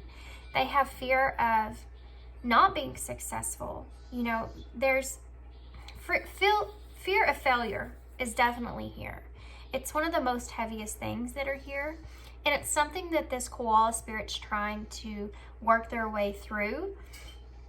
I do feel like that they are in position in their lives right now where they're really clinging and holding on to whatever foundation that they currently have for themselves set in place. Because I feel like whatever foundation that is, it's something that's very beneficial to them in this moment. And I think that they kind of realized that in this particular moment, they want to hold on to that foundation because it's very, it's helping them a lot to be able to move forward and achieve whatever plan or goal that they have set in their future. I feel like they're trying to stay really calm about where they are. They're really trying to, it's like they have their mind, their third eye, right? Just kind of like sitting there, like set on this particular goal that they want to accomplish for themselves. And they're so headed in that direction. They're so fine-tuned about exactly what it is. And they're so dead center that is what they're moving towards, that they almost have these full-fledged blinders, okay, that are just zoned into that one thing. It's like I'm seeing you know, in the camera where you can like zone in on something, but everything around it kind of goes blurry or out of focus. That's what I'm seeing in my mind's eye here is that kind of an image. And I feel like they're determined. Very, very, very determined that they are going to achieve these goals. Now let's talk about where that comes from, because there's two different places that I'm feeling that comes from. One of them is, I feel like this person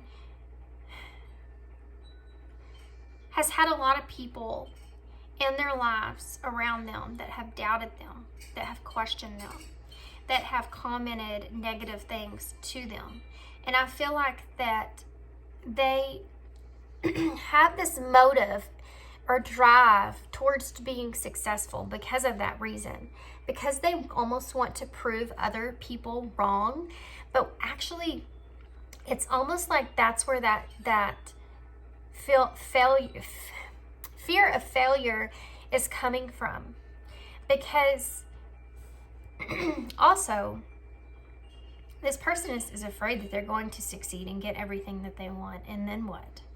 There is a little tiny sense of them that they think about all the things that are in that unfocused space, you know, in that blurry space that they're missing out on as they reach this successful goal that they're moving towards. And when they get to that space, which I feel like you are one of those people in their peripherals, you know, in their blurriness around them, it is true. And it's hard for them to accept in a way. There's a tiny piece of them that even though they have all this determination and drive to move forward, they're still thinking about when they do get there and they have that success, that's going to probably fulfill them pertaining to their you know, 3D aspects in their life.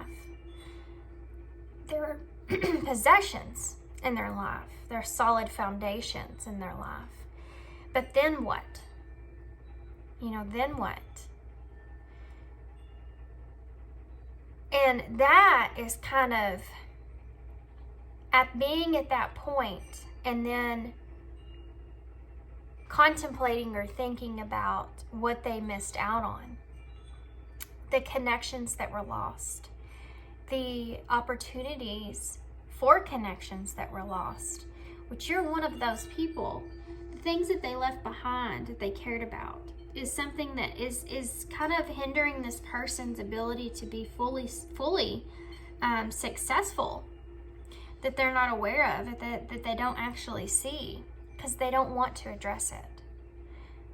Because they feel if they address that kind of stuff, it holds them back from being able to be truly and honestly successful in that goal that they want to achieve. That's why they have that tunnel vision.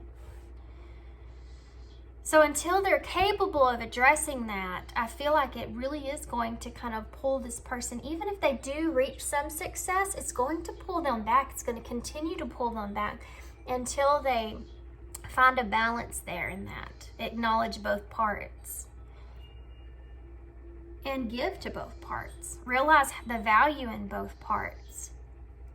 You know, I mean, it's kind of cliche, but when we die one day, we're not going to be thinking about all the possessions that we had and, you know, boy, I got this and that and everything else.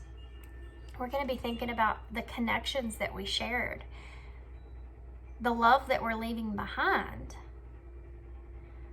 You know, what is when people think about us, if we're gone, do we want them to think,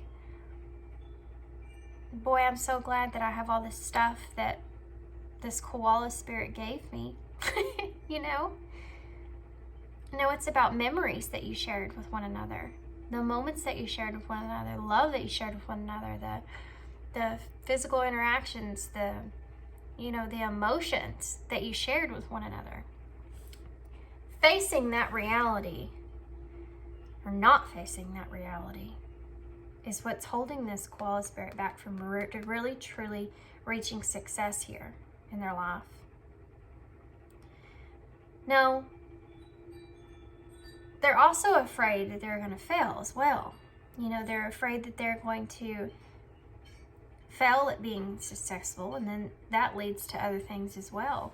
Because not only did they fail at being successful, but they also failed at their connections or relationships. Then they're in a really bad spot. And that's again a fear. The fear is holding this koala spirit back so bad, you know. Also, I keep seeing images of a ram. I don't know if that's significant to somebody, but the ram is representation of Aries.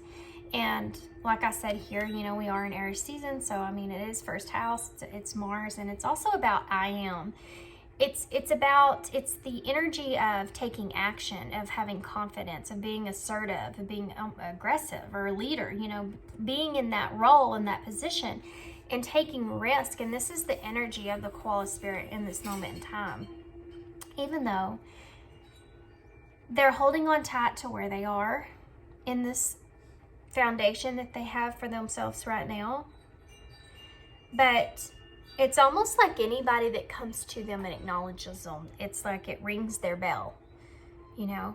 Okay, I got to do this. Okay, that's a new opportunity I can jump on. I can do that there too. But it's not going in a place of taking responsibility for what you're capable of. It's moving in a place of not wanting, being fearful, again a fear, not wanting to miss out on whatever opportunities are at hand. So you just take all of them, and then before you know it, you're overwhelmed. Before you know it, you're failing at this opportunity and that opportunity, and you're leaving bad impressions or having less confidence moving into it because you did that, and because you overburden yourself in some kind of way, instead of really just focusing on the things that you know that you would be good at playing out and capable at playing out. Whatever that is, the driving force, what draws that passion out, right? Okay. That's where this koala spirit is kind of the energy that they're in right now. So let's talk about, and I told you both of these individuals are focused on self right now. Now let's talk about how this koala spirit is seeing the rabbit spirit, or how they're feeling on the rabbit spirit. Which is really, to be honest with you, I'm just going to be straightforward here, guys. They do think about this rabbit spirit because they think about what they could be losing with this rabbit spirit. But the drive, and they're so headstrong about being successful in their life, about moving towards this goal that they want to meet, that they're really solely focused on that. And it's like you see something in the side of that tunnel vision, right? You see something over here on your left or whatever. You just see something that may be a little bit brighter than the rest of the blur. Maybe a little bit more acknowledgeable, bigger than the rest of the blur. That's the rabbit spirit when it comes to this koala's vision.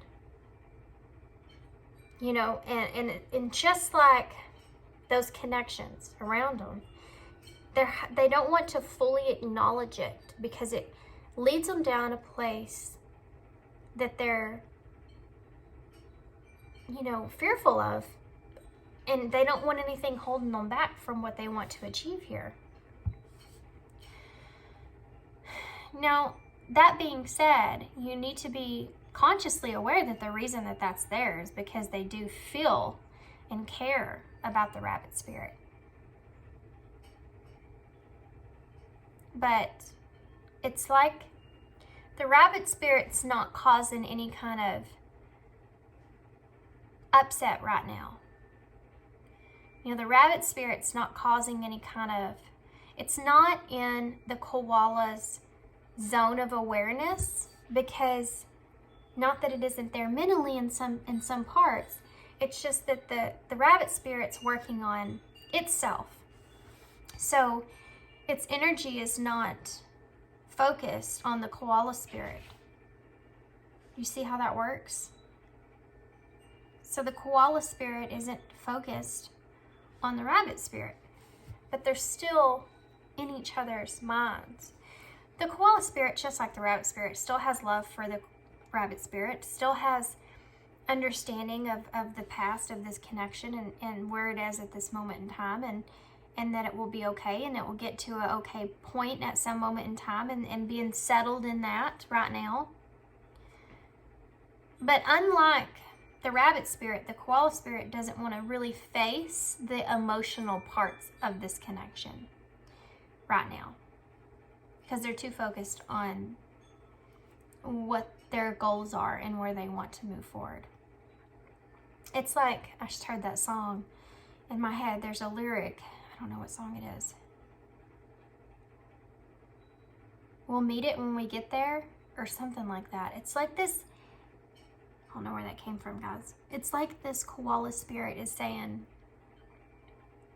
I'll handle this connection and this, what happened here, or all this, when I get to where I need to be in my foundation, my life, and with my goals. And then I'll talk about this, and then I'll take care of this.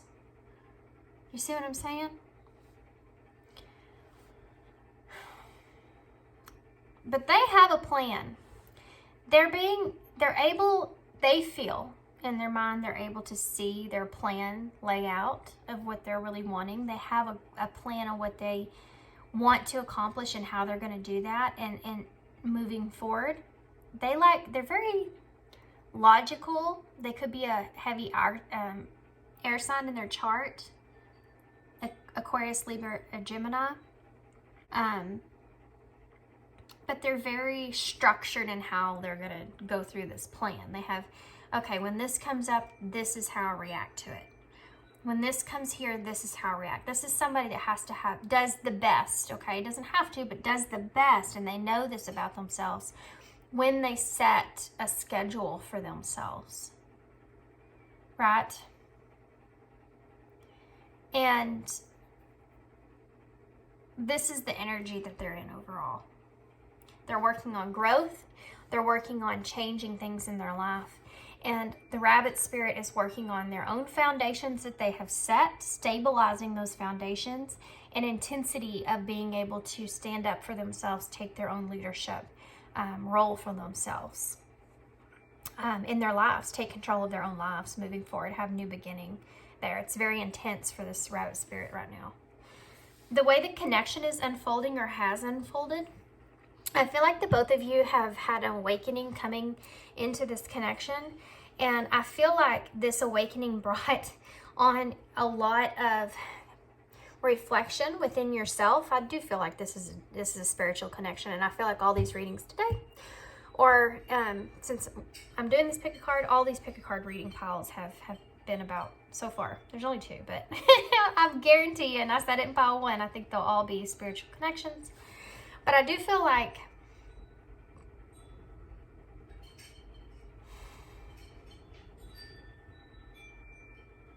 sorry guys, just kind of listening here for a minute.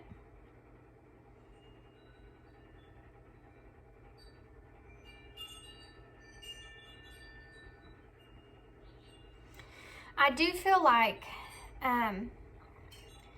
this connection got to a place to really, there was a lot of things that were going, it's like, okay. It's like when you're in a connection with somebody and you feel a certain way or feel a certain something, whether that's you feel emotionally for this person or you feel like you should say something about the connection itself that's going to cause emotions to come up. Whatever that is, I feel like in this connection, even though it started like an awareness or awakening to how this individual was and how this individual and how y'all came together and the things that y'all pulled out of each other, that was more in a awareness of the world, okay? More in a where you really have connected with your values and your ideas and your thoughts on certain things, but even brought other things from one another that the other person maybe we didn't think about before, and they do resonate with that. You know, that kind of thing happened here in this beginning of this connection. But then it got to a point to where the both of you weren't really accessing or acknowledging those emotions that come up and discuss, talk about, express those emotions, because you were kind of in fear of what emotions would come out of that. It's like you don't want to tell somebody that you feel like you maybe need to take a step back from that person because you don't want to hurt that person's feelings. Even if you feel like you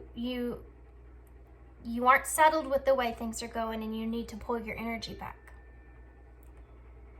Whereas the other person maybe felt hurt by the other individual and they didn't want to kind of say that hurt my feelings, or something that you said, did, or whatever it was bothered me, hurt me, I didn't like the way it felt, because you're afraid to push the other person away.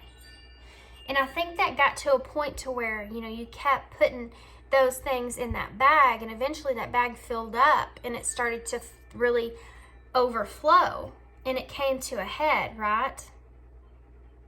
And I do feel as if a lot of the reasons that the two of you in this connection kind of held on to that is because of the desire that you felt for one another, the passion that you felt for one another was something that kind of kept you tied into it without expressing the emotional part of it. So you have the passionate part of the connection, the emotional aspects of the connection itself, right? Parts of a relationship. Those are some parts of a relationship. You have a passionate part of your relationship, you know, the intimacy between the two of you, and then you have that emotional aspect. And there's other things into that too, but these two, this is what they had a particular problem with, is being able to have a balance of those two things. Instead, it's almost like the passion covered up the other part of it. It's like you were clinging on to the passionate part of it and not addressing any of the emotional aspects. It's like you kind of felt in a way that the passion would balance itself out, but really, it really didn't. And then in the end, you both actually end up getting hurt because you reach an intensity to where, like I said, that bag's full. And you have to let those emotions out at some point. And because you've carried them in a bag for so long, the bags just burst, so all of them flow out, right? So one person here, which I feel like is the rabbit spirit, might have overflowed with their emotions and how they felt for the koala spirit, and to a point to where it was too much for the koala spirit, right? And the koala spirit was more of a, didn't feel comfortable with where the relationship was kind of at, not because anything that the rabbit spirit was kind of, it's just the connection itself was getting too intense to where the koala spirit wasn't ready for something like that. Not because they can't handle it, but because they're not in a place in their life to where it was bringing them, it became stressful in a way. It became stressful for both of you. You know, I know you're probably thinking right now is, it became stressful for them, you know, for both of you. It became stressful for both of you, whether you admit it or not, because I think the rabbit spirit is more focused on the love part of this connection. And the koala spirit's in person that's not so focused on the love part of this connection, because that's something that involves the emotional aspect, and they're in a place that they don't want to be in the emotions, right? That's a place of, you know, for the koala spirit, that's a place of pain, hurt, you know, even guilt, which is one of the reasons why they didn't express what they wanted to express in the beginning to this rabbit spirit, is because they didn't want to feel guilty. They don't like the feeling of hurting themselves or anyone else. It's not to say the koala spirit doesn't have love for the rabbit spirit. It's to say that in that moment where you both were in your lives, it got too intense and became less beneficial, or less, it just took the fun out of it, the connection itself. Whereas in the beginning, that's where y'all connected at, right? It's like in the beginning, it was like the inner child connection with someone, that Six of Cups, that, you know, that deep fun, brings out all that kind of, you know, funness and adventurous and friendliness, and just all that easygoing and joking around and freedom in one another. It got too intense, and that was gone. Then what? You know, I think you've reached a point here now in this connection where you both don't feel the even though you do feel it internally, it's like you both don't feel the connection with one another like you did before. You feel as if each other is just, you know, just someone in their life. Like everyone else. It's just someone that comes along through their life, even though you really truly don't feel that way. You know, you really truly feel more in depth with this person in this connection. But it's something that you say to yourself is, this person was just like everyone else, or they were just a part of my life for a point, or whatever it is.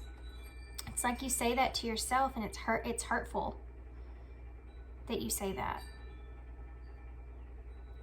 You know, you can take on this person's experience with this person and say, whether they stay, go, or they ever see them again, they had a profound influence on my life itself in a loving way overall that I can carry with me moving forward. Always. You know, depends on how you want to, what do you want to say to yourself?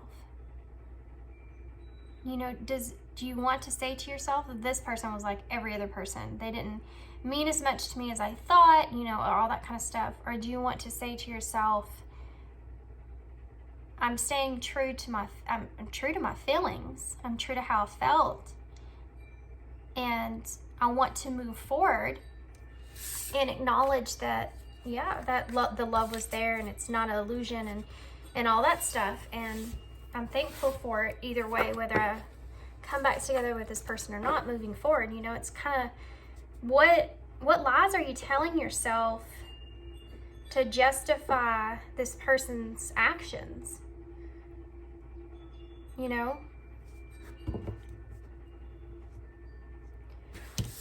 Okay. Be true to your own emotions. Be true to your own thoughts and your feelings. Don't downgrade your feelings. Okay, so these are going to be interesting to use. And guys, I know this is a very long reading. I know it is. So if you stuck around this long, thanks for sticking around so long. We're just now getting tarot, but I'm actually going to use tarot as advice, is what they're saying here, which is kind of different. I usually don't. Before we get tarot, though, and I know I'm shuffling now, they're wanting me to get some message cards from this person. So this could be you, this could be your person, this could be... You're going to have to take these message cards however they resonate for you, okay? So if you feel as if they're coming from, well, you'll know if you see something that sounds like what you would say, that's me, you know? But I have to say these images or images, well, yeah. Through the images on the cards, I felt like there was a lot of mirroring going on. So I know that's all got too confusing, huh? I think I just confused you more.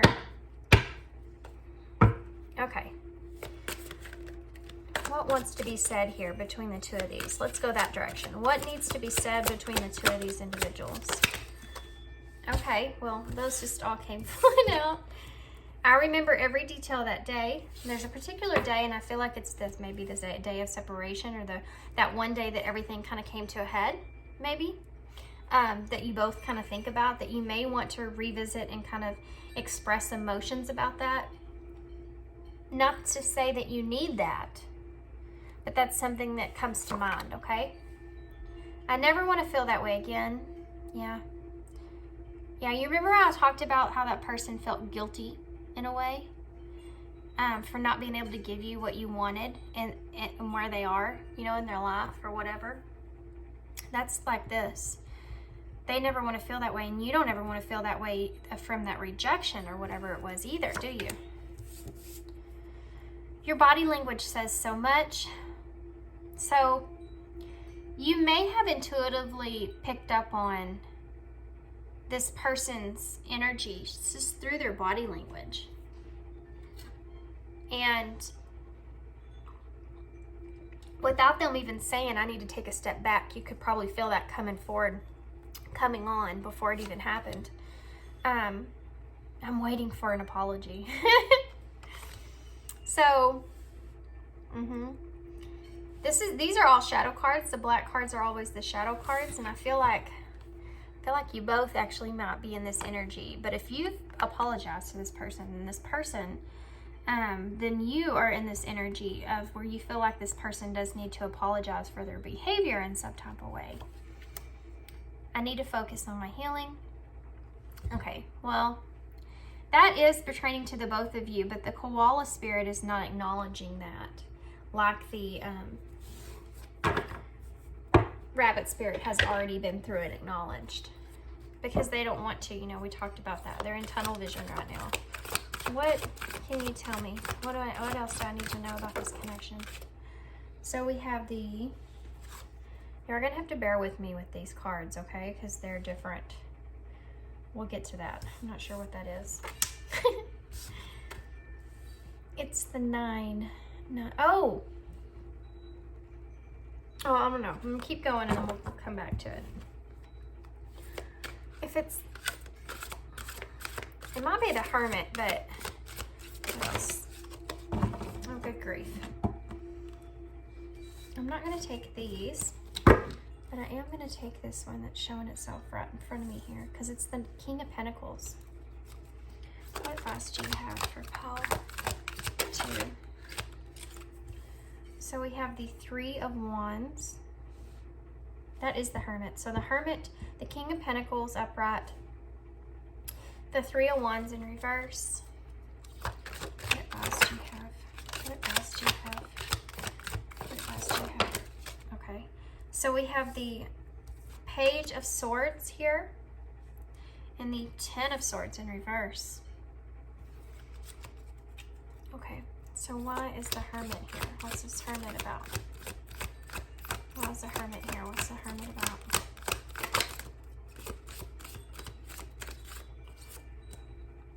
It's the Two of Swords in reverse. I'm going to move these up, guys.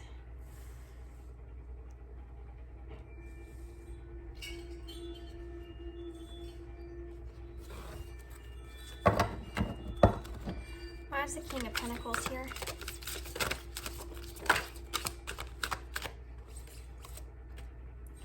We have the what is this one? Star in reverse. Yep. Okay. Why is it 3? We have the Eight of Swords in reverse. To clarify, the Three of Wands in reverse. Why is the Page of Swords here?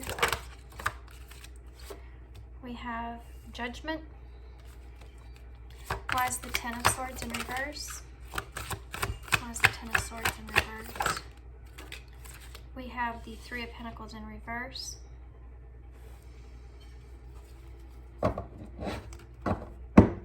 Bottom of the deck energy is the Eight of Pentacles in reverse. Under that you have the Four of Wands. Okay. Look, guys, under that you have the Queen of Swords, the Sun, and Temperance. The Queen of Swords, the Sun, and Temperance are all good cards to have right now, okay? So your energy moving forward, the Queen of Swords is you taking control of yourself. You staying in that energy that we talked about for you moving forward, okay? You being in control of yourself, being in control of what you want moving forward, taking the responsibilities for your foundation of what you really want and truly desire moving forward. You have Temperance there. So internally you're coming into balance with what you want. You're coming into balance of how you see this connection moving forward, no matter what happens in this connection. And the Sun, you want success here. You want to be able to be successful. You want to be happy. You want to be your true self, you know? The Sun is a representation of the ego, but your true self, you want to be authentic to that. Okay. I feel like the bottom of the deck energy, you have the Four of Wands with the Eight of Pentacles in reverse. I feel like you've came into union with self.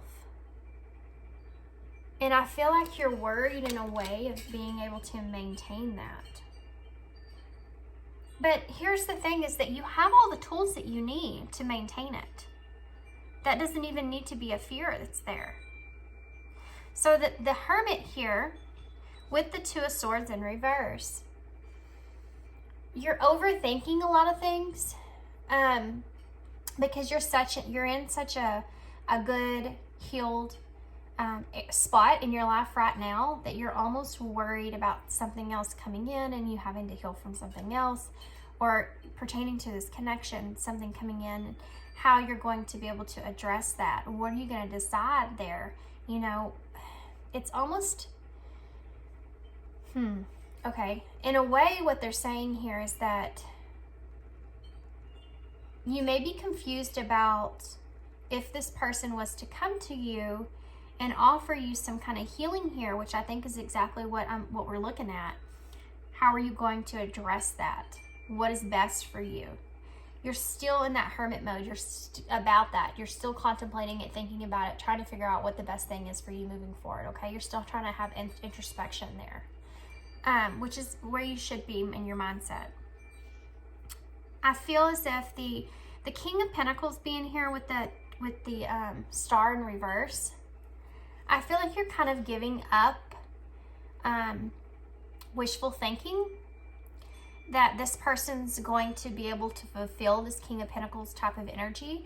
It's like you're coming into the realization that this is not somebody in this moment in time that can give you everything that you want or everything that you need in your life.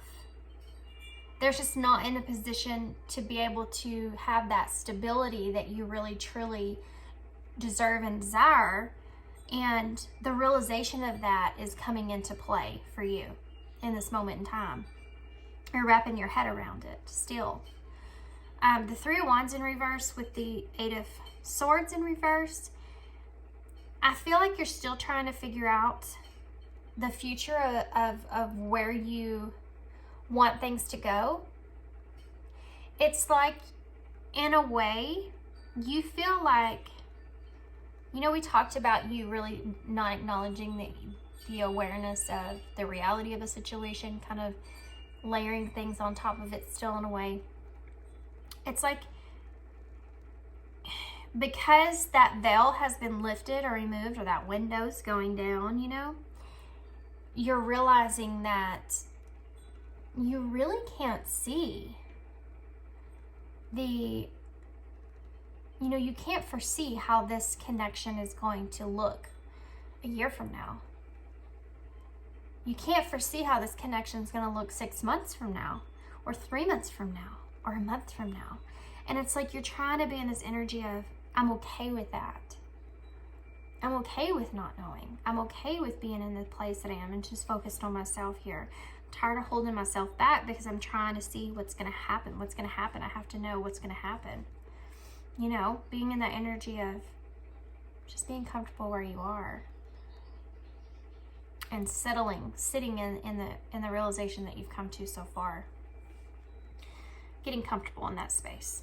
So the Page of the Page of Swords with Judgment.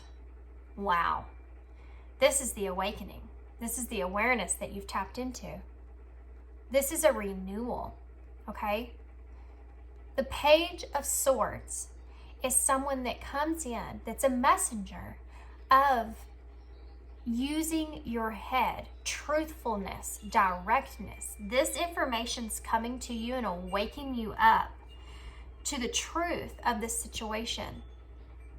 And you're having a renewal because of that. You're transitioning. You're letting go of what was. And you're allowing for new beginnings to come into play. And this is the exact same energy that we talked about at the very, very beginning of your spread. These are very significant right now for you. It's all about new beginnings for you, pile 2. So crazy too, because you have Judgment here, which is about that new beginning, shedding the old, rising from the ashes. You know, you have that phoenix there. And that's what I saw too with that rabbit there that had wings on itself. You rising up. It's so crazy that we have this here. And then look here, we have the Ten of Swords in reverse with the Three of Pentacles in reverse.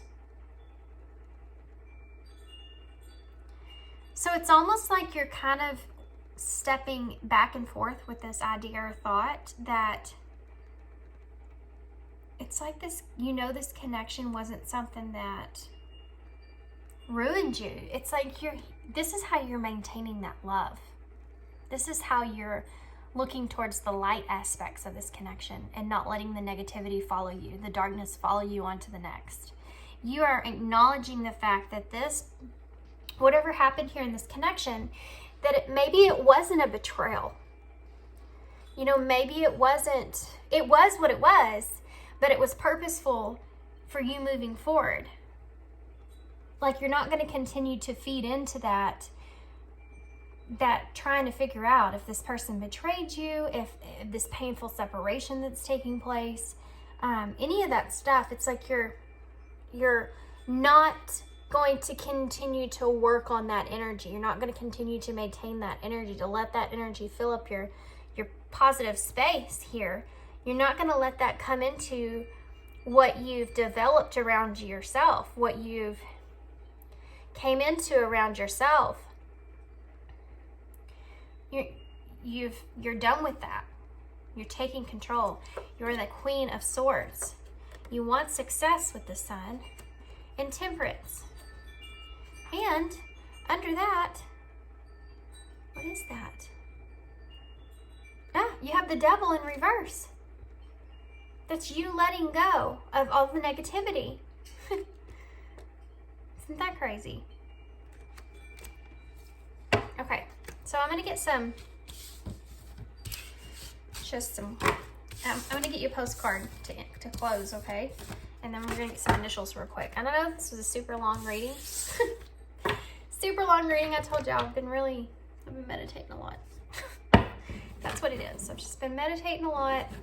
Been really tapping into my own inner guidance there, and I feel like I'm really in tune with my intuition right now. So my readings are longer than normal. Okay, so thank y'all for listening. I hope it helps. So let's get it. These are postcards from Spirit, and these are really awesome letters from Spirit. I love these. Okay, so let's get one for you guys. Pile 2. What's Pile 2's message, Spirit? What's Pile 2's letter? Show me Pile 2's letter they need to hear, please. Show me Pile 2's letter they need to hear. Okay.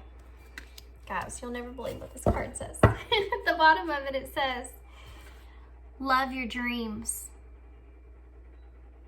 Love your dreams. Okay, here we go. Dear you, human beings spend a huge percentage of life asleep, not just in bed, but the kind where you forget you are a spiritual, immortal being taking on a temporary human form. It's not your fault. Everyone suffers from spiritual oh my gosh, I can't, this word won't. Guys, you know when you like have a word and you know the word, but you just can't get it out of your mouth for some reason. Oh my gosh, why?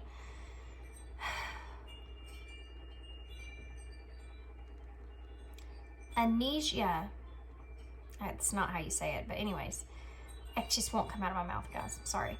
Once in a while, as you develop an identity and ego, you begin to see through the eyes of small self and have less connection to your soul self. You may not recognize this is going on, but you sure can feel it. We're here to remind you to look through your soul's eyes and see the magic that is everywhere.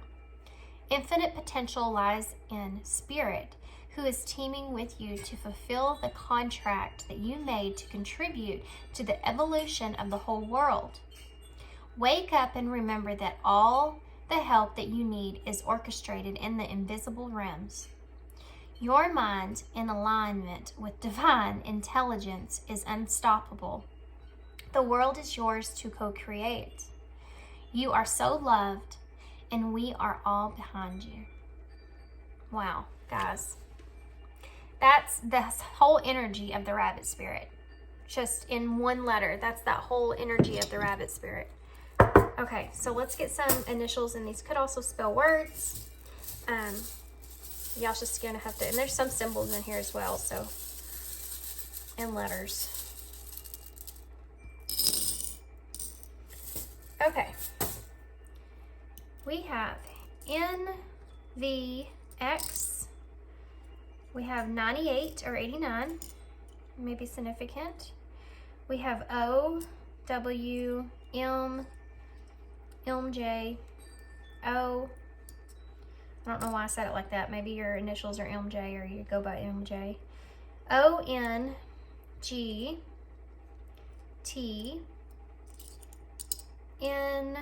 We also have a 5. That's that change that's taking place there. TALLI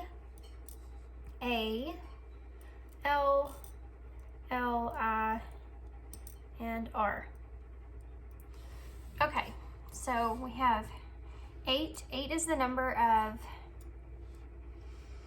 progression, progress, work, putting in the effort with something. The 8th house represents Scorpio. Also, you know, that Scorpio is a representation of death, like rebirth, which I feel like something that, you know, that you're experiencing here in this connection itself. It's about growth and change, having a transformation take place. The number 9 is about that intensity. It's about feeling that desire, that drive to move forward. The 9th house is also Sagittarius, so that might be influence in your chart somewhere. But it's about, you know, it's about having the philosophies or your own beliefs.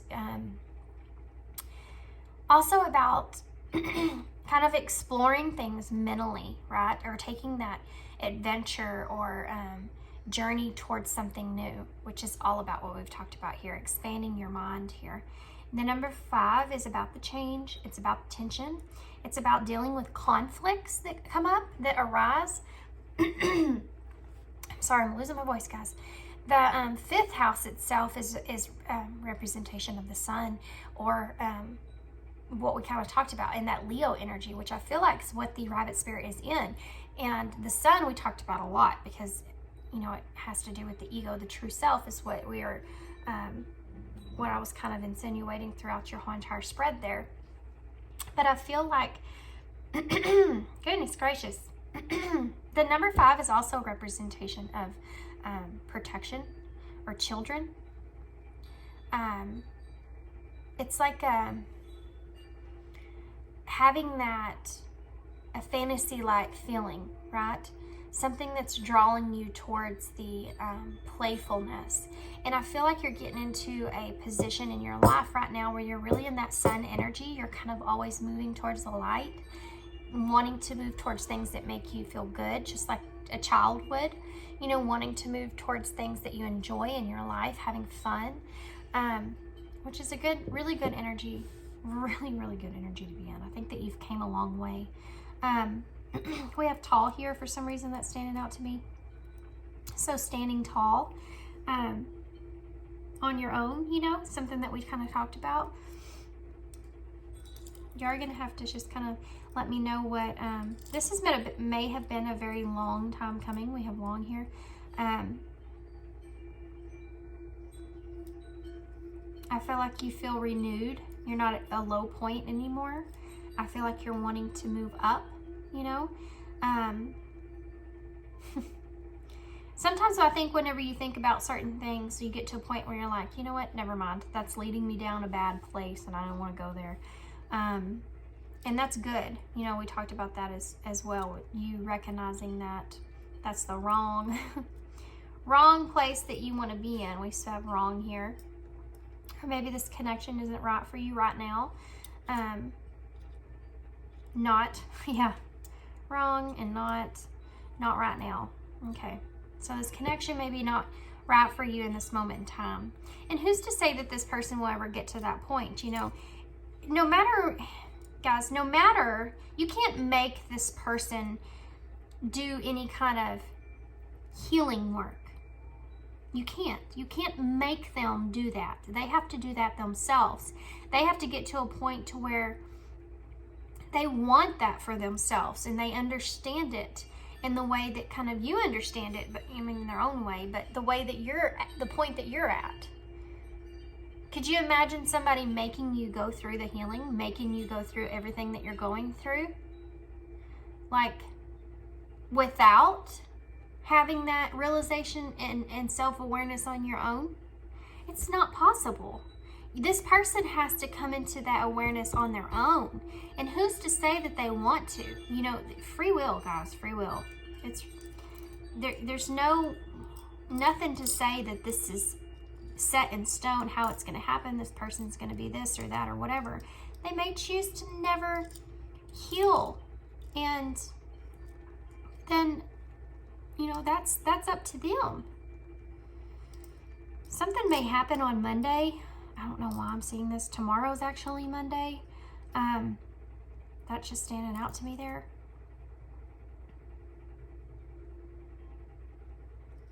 when I'm doing this reading anyway. I'm sure it won't get it out for a while.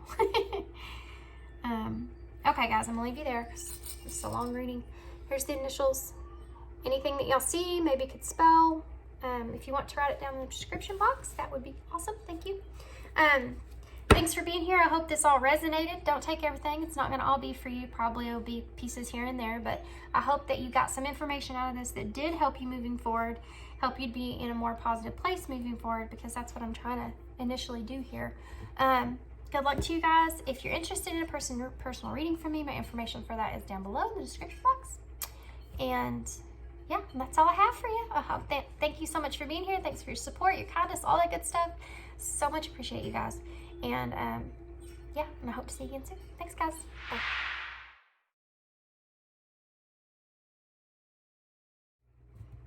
Hey, Pile 3. So if you chose the Shadowscapes Tarot, Shadowscapes, yeah, Tarot, and had to think about it for a minute. And this is a piece of, it's called, they call it, I don't know if it's official name for it, but the people I bought it from, they called it the Cotton Candy Aura Angel Quartz Crystal. So if you chose this Tower Point, then this is going to be your reading. So what we're gonna do is I'm gonna set the tarot to the side, and I'm going to get, now these have been pretty in-depth, guys, I'm not gonna lie. I feel really kind of tapped in, and sometimes that can cause the reading to get kind of so much more in depth that it can kind of get complicated for you. So don't get overwhelmed. If it's too much information and you feel like you can't kind of figure that out, figure it out.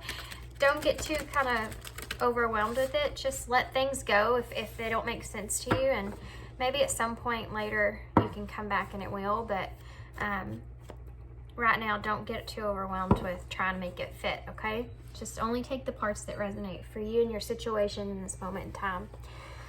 So these should be things that you already kind of feel intuitively, and I'm just kind of, in a way, I'm kind of just clarifying for you so that you can kind of learn to trust your own inner guidance there, okay? And sometimes that does kind of slip up from time to time. Sometimes we question that from time to time. It's a work in progress, knowing yourself. Okay, so what I'm gonna do here, and I know I just went completely off on something in that shuffling, but I guess somebody needed to hear it. So what I'm going to do here is these are the Animal Spirit Tarot, and they were donated by Mary. And so we're going to use these. Thanks, Mary, again for these. These are awesome. But we're going to pull your person's energy of the connection and your energy of the connection. Now, here's to say that those two energies won't be flip-flopped. So I'm just going to refer to them as whatever spirit animal they are, okay? So as far as your energy goes, what animal card... What animal card is meant for Pile 3 Spirit? What animal card? So y'all have the Bobcat Spirit. Life is a mystery. You know, I want to say what's oddly enough about this Bobcat Spirit is my bedroom door is open because my dogs are still out and it's getting dark. And before I started this reading, I was thinking, good Lord, I hope a bobcat don't come around the house or something. I got the door open, you know, and it's something that was kind of freaking me out. So strange that is the spirit card that comes out. See, I was thinking about you guys before even connecting with your energy before we even started. Okay. What about their person? What kind of energy? The Hummingbird Spirit, number 34. Be here and now.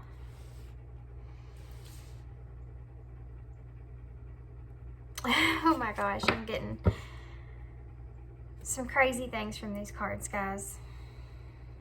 Especially pertaining to the fact that life is a mystery and be here and now is both there.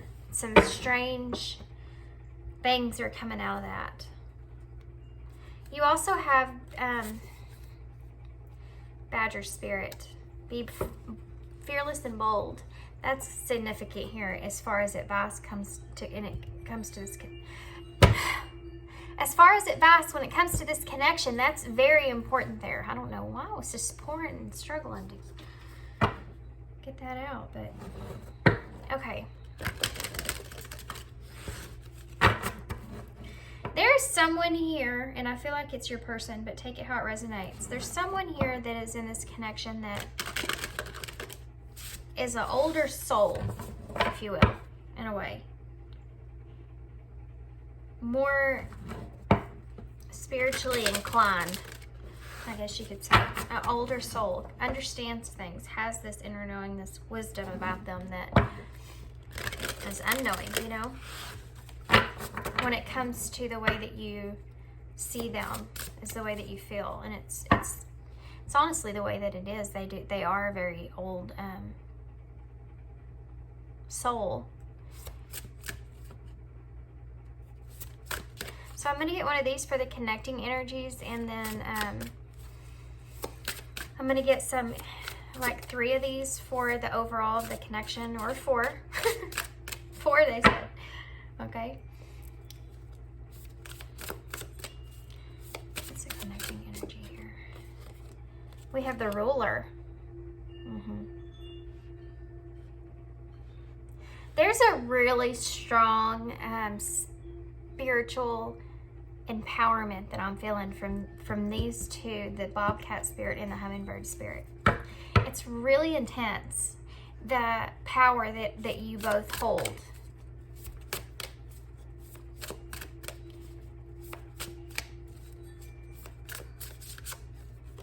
So we have the sage, number 43, the flirt, number 8. Lots of 8s here.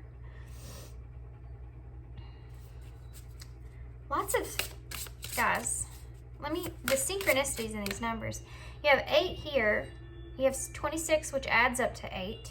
You have 34 here. You have 43 here. And then you have 8 here again. So you have 8, 8, 8, which is a financial abundance is on its way to you. But that's that empowerment feeling that I was feeling from this. It's like a power couple, because I don't know how else to describe it. That's what I'm feeling. Like you both have this power that you hold within you. And then, you know, you mirror that within one another. With the 34 and the 43 here. The explorer. This is a really deep connection. You both have a purpose that you're meant to play out. And I feel like this is something that you're meant to do together. I feel like you're meant to play out this purpose as a team. But you're capable of doing it separately as well. So whatever you do in life, it's like you're good at it, or you can be. Both of you are in that same space. You know, you have the ability, both of you, the gambler, you have this ability to be able to, the liberator, yes, exactly. You both have this ability to be able to be very, very well skilled or accomplished at whatever it is that you really set your mind to. And when you're in that space, it's like you're only going to go for things that you really feel truly passionate about. Stuff that really drives you, that you really, because you really believe in it. You believe that there's goodness in it in some way, shape, or form that can provide a light into the world in some way. That's when you really find that inner strength, that for that passion to do something. That's your compass. That's putting you in a direction, because you have a lot of, both of you, okay, have a lot of abilities to be very skilled at things for a reason. There's a reason that you feel that within your body, the way that you do.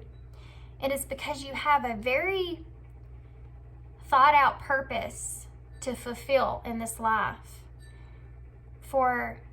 to bring the liberator.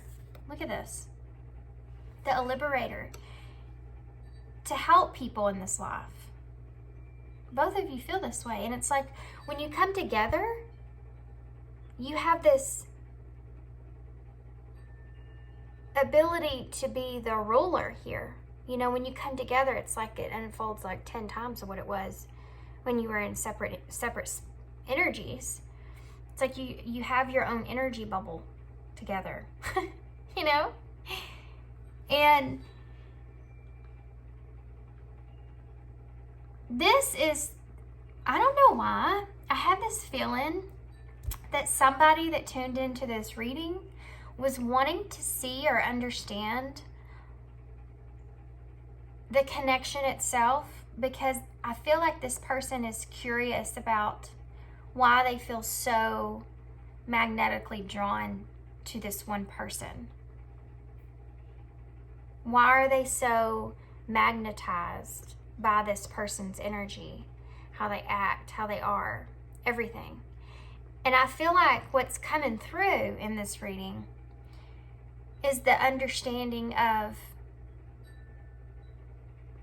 why you feel that way with one another. And it's because why you're so magnetically drawn to them is because of that. There's some kind of something that you're meant to do, play out together, that is supposed to bring, it's a higher purpose, okay? That's what they're showing me here in my head, higher purpose. It's a higher purpose that you have to fulfill. That's why you're so magnetically drawn to each other. And I feel like for some reason somebody was needing to know that particular one thing about this connection. And yes, whatever it is that you've been contemplating, thinking on, yes, that's right. That's what they're wanting me to say. It's true. That's what you're feeling is true. That magnetic draw for that reason. You do feel as if the two of you have some kind of higher purpose. And you do have something to fulfill that brings in more light for humanity. Okay. That was really, really strange and random, guys. It's really in-depth. But you know, there's always somebody out there I know it's going to resonate with. Otherwise, why would I be saying it?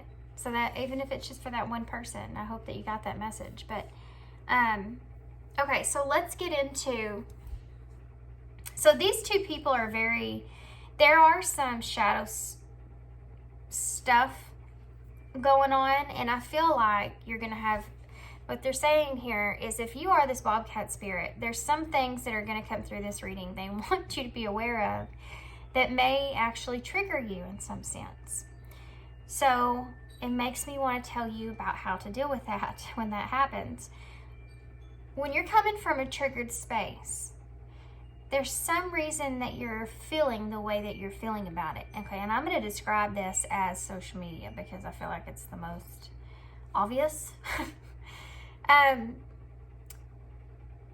When you feel really deep about something and you get on social media and someone else is saying something negative about that, how does that make you feel? Do you feel anger?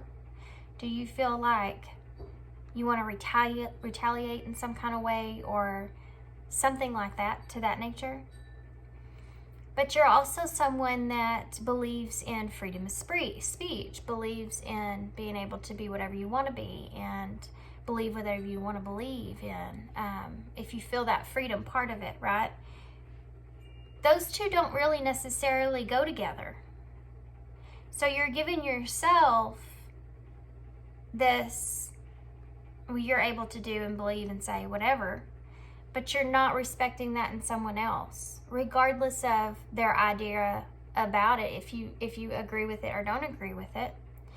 If you're feeling triggered in a way where that upsets you, then there's something there pertaining to, most of the time it comes from our childhood, something that we grew up and was conditioned to believe, whether that was a belief itself or something that's inside of ourselves. But when you get to that state to where that triggers you and that part is not healed, it's going to bring up negative emotions. It's going to bring up anger, frustration, all those more negative emotions are going to come to the surface. That's a trigger because that's a warning. That's a red flag. That's something saying inside of yourself, we don't like the way this is feeling. Now, if you were walking around and you did something to your body itself, you wouldn't continue to do that thing, and that would tell you, ouch, that hurts. What is the cause of that? Let's make that stop.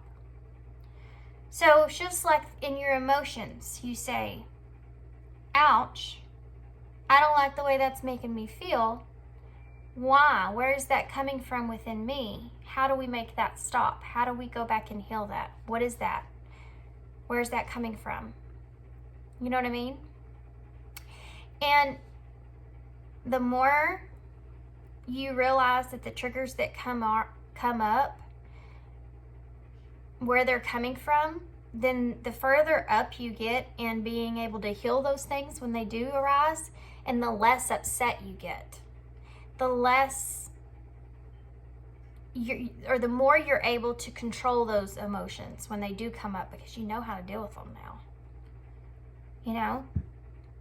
You know where that hurt's coming from, and that wound is almost gone. There's my dogs. So that was crazy, but somebody needed to understand how triggers work, I feel. And that was kind of, well, guys, I'm just channeling. I'm going to be honest with you. So that was how it came out. I hope that you understand what I was saying there. So let's move on to the understanding of this connection. So take what I say lightly, okay? Because that was a kind of, for me, a awareness that there may be some stuff that comes through. And I know, guys, sometimes I'm pretty stern with how I come through with stuff. I think that's my Sagittarius rising. I don't know. Plus, I have Libra moon, so I don't think that that's a very great mix. But I love myself, so I'm good with it. So if I do come across it, I'm really I'm sorry, but I hope that you will be able to learn or take something good from it, okay? Because that's the whole point. So I have to pause just for a second. Okay, sorry. I went ahead and let my dogs in. So, okay. So, let's get into the bobcat spirit, because he's the one that's staring at me so intensely. This is the very intense energy that I'm feeling here. And guys, I've been really into the zodiac houses for some reason. And so I keep pulling those up in numbers. I think it's just something that I'm needing to be learning. Look at there, you have another 8 there, 28. And so there's definitely some cycles in this connection that are in the process of being played out. You're reaching like a plateau, you know? So to go on to the next process. So like you're in an 8, I feel like, and you're like moving towards 9, and then you're like nearing that completion as far as your understanding of things go. So the 8th house in tarot is Scorpio energy and water energy. That number 8 itself, you know, it talks about progress, making progress, moving forward, working on things. It's intense as well, and I just got done telling you how intense this is. That's describing Scorpio energy there. Very intense. The stare, you know. It's also pertaining to that transformation, you know, the rising of the phoenix. And I feel like this bobcat spirit, which I feel like your energy, but this bobcat spirit here is realizing that there's still many things in their life that they have yet to understand. And they're trying to go through this process of learning and growing and expanding their own thoughts, their mind, questioning things. They're asking why they are who they are, how they react, why they react. That's why I feel like you wanted to know about what explanation of triggers in a way. Because I feel like this bobcat spirit is really starting to question themselves and starting to question their views in the world, and it's kind of like a rabbit hole that you go down that, you know, you're going that could go in endless ways when you start to change your beliefs. When you start to ask questions. You know, we never ask enough questions. When we're kids, we ask 1,100,000 different questions, and we probably get maybe 40% of that answered right. But the other percentage of it is just a bunch of stuff that possibly people that have experiences and are conditioned in their own sense, it's coming from that. So, I mean, you know, when you're asking those questions as a kid, I tell my kids things all the time, but I'll tell them the truth. I have no idea. You're going to have to ask Google all the time because I don't want to lie to them, you know. It's like this bobcat spirit is waking up. It's like this bobcat spirit's having an awakening. Like, I would not be surprised if we see judgment here.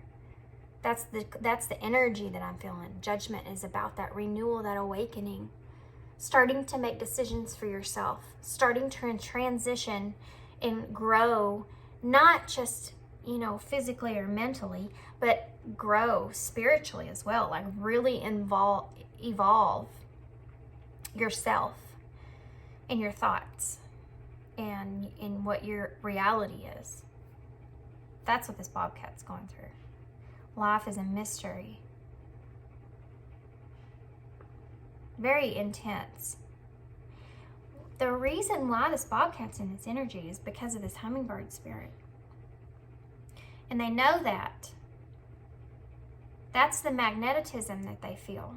And they want to learn and understand why that's there, what that is about.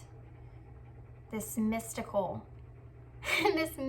thing that's got popped up in their life, and all these crazy things that are happening around this individual, around this person, connecting to them. What is this? Where does this come from?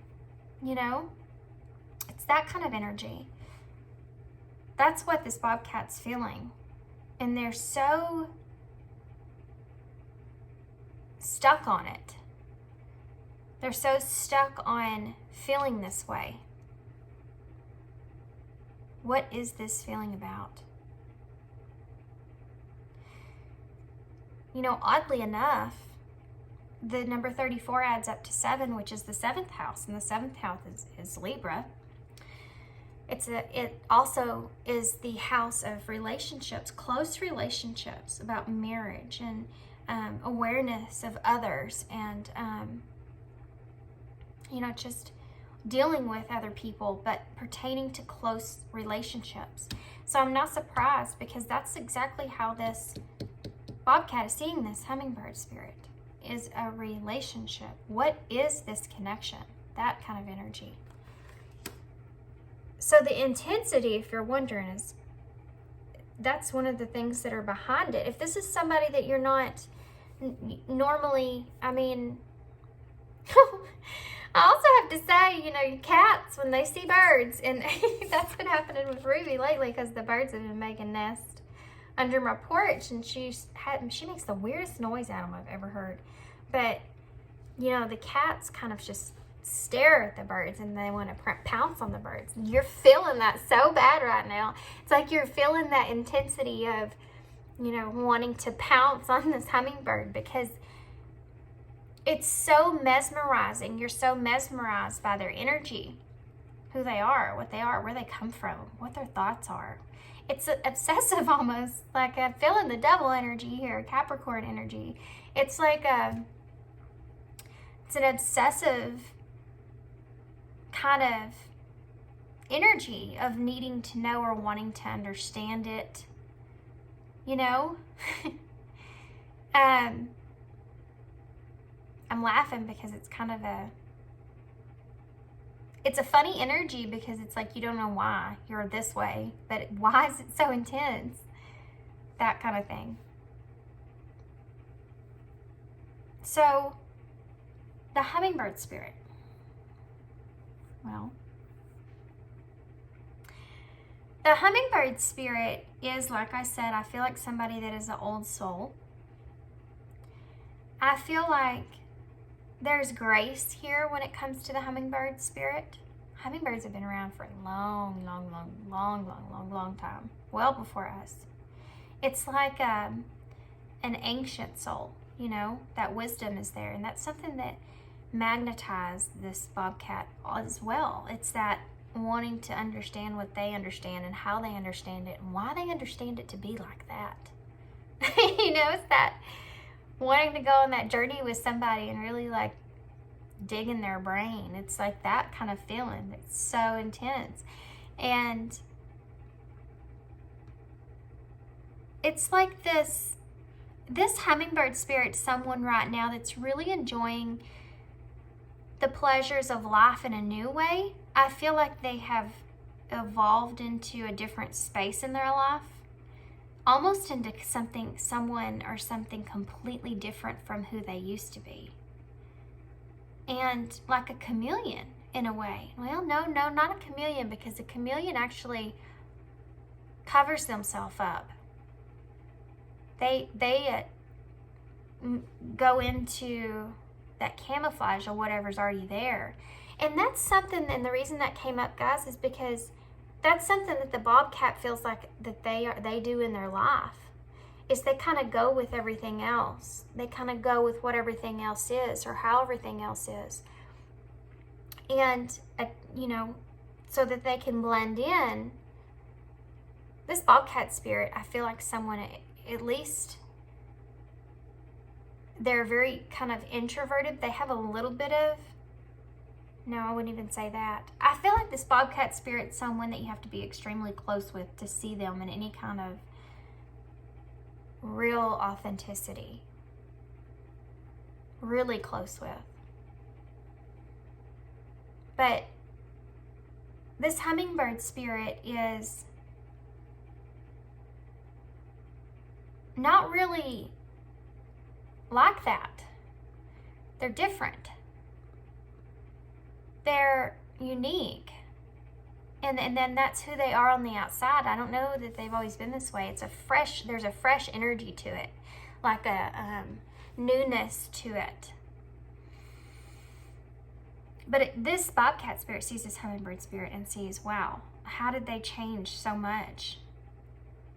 How did they just, it's like a dial, just turning the dial on their life, like going to the next person, almost, you know? Like, how did they change so much? How are they being so authentic to who they are, too? How are they being able to express themselves in that way?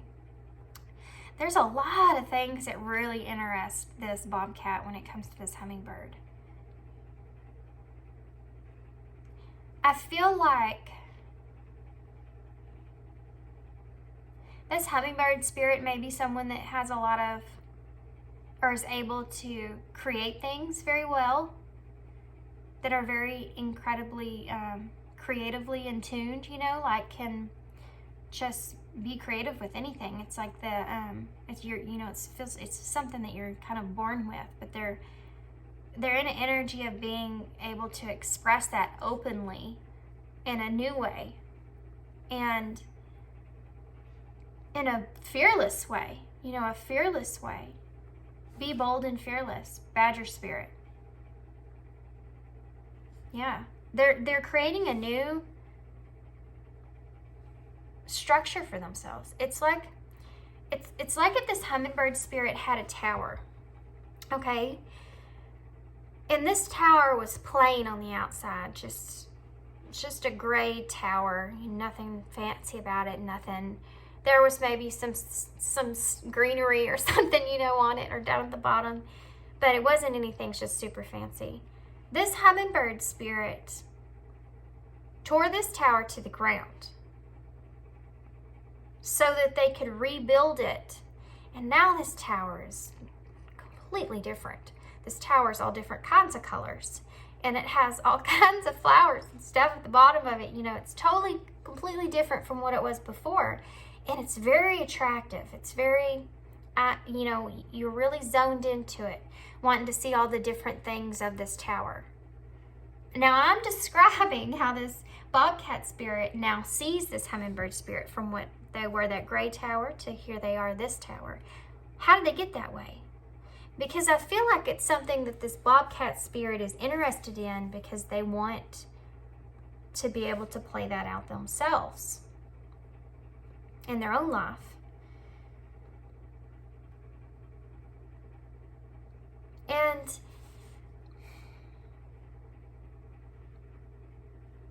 there's a lot of eye contact here, I have to say. You may have a lot of very intense eye contact with this person. As one, when you look at each other. You also may actually connect with each other. If y'all might have a psychic connection between each other. This is a very close energy that I'm feeling. A very, like, y'all aren't just side by side. You're like on top of each other kind of energy, Like creating, like I said in the beginning, this one energy. Like, I think psychically or some way y'all come together in that way. If you're understanding this, then you're in that space. If you're not, just let that go. Just let's just keep moving, because it's very spiritual. The feeling that I'm feeling about it. Okay, and it keeps coming up, so I have to address it.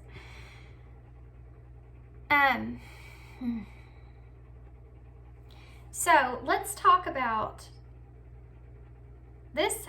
Let's talk about more of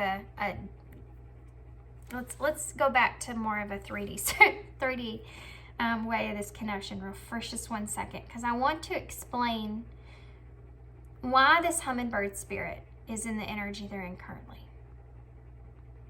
This hummingbird spirit is very much so focused on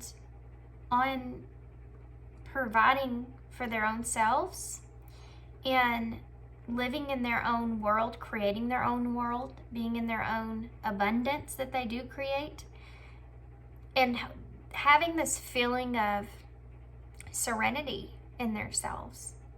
That's the way that they're in here, the hummingbird spirit. They're in this energy because of having the bobcat spirit in their life. Going through everything they went through in this connection has reached them to this point to where they finally have reached this surrender stage. It's like awareness this hummingbird spirit tapped into, a new place, a new whole part that they've kind of just tapped into, and now they're in a different space.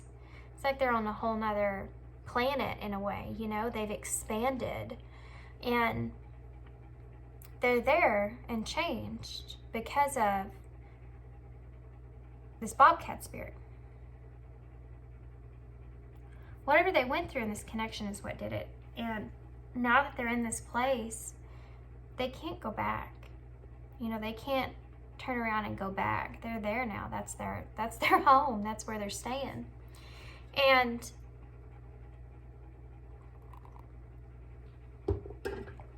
they're not looking at the bobcat anymore.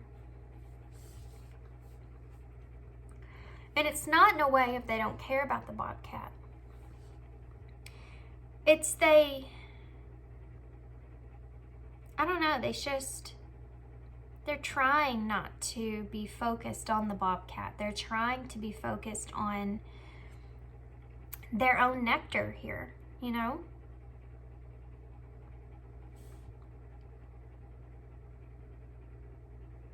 There's still a lot of mystery behind this bobcat. And, you know, this hummingbird spirit wants to be here now. They want to experience what they're feeling now in this moment.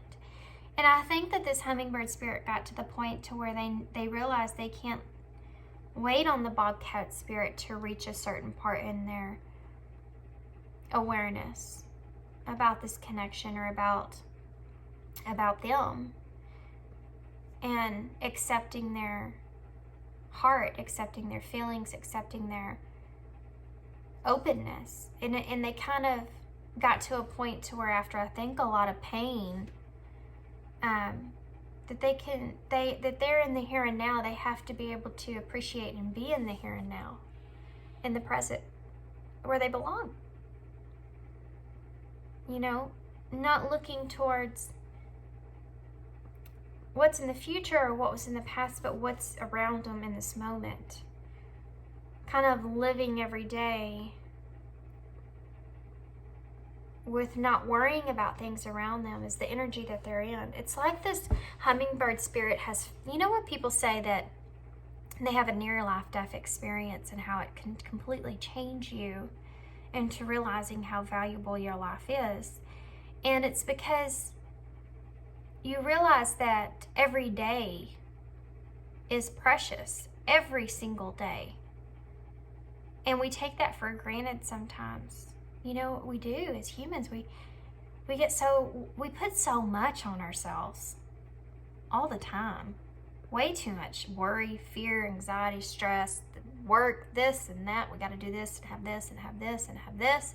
When we really don't need anything, because, I mean, we've lived on this planet before without having even half the crap that we have. I mean, anything that we have now. Anything. And we lived through it. And we were happy.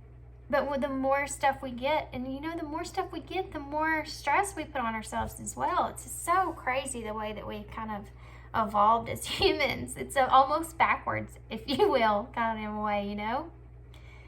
I mean, we've came a lot of way as far as other things go, but it's convenience, you know, too, that puts a lot of that load on us. But it's like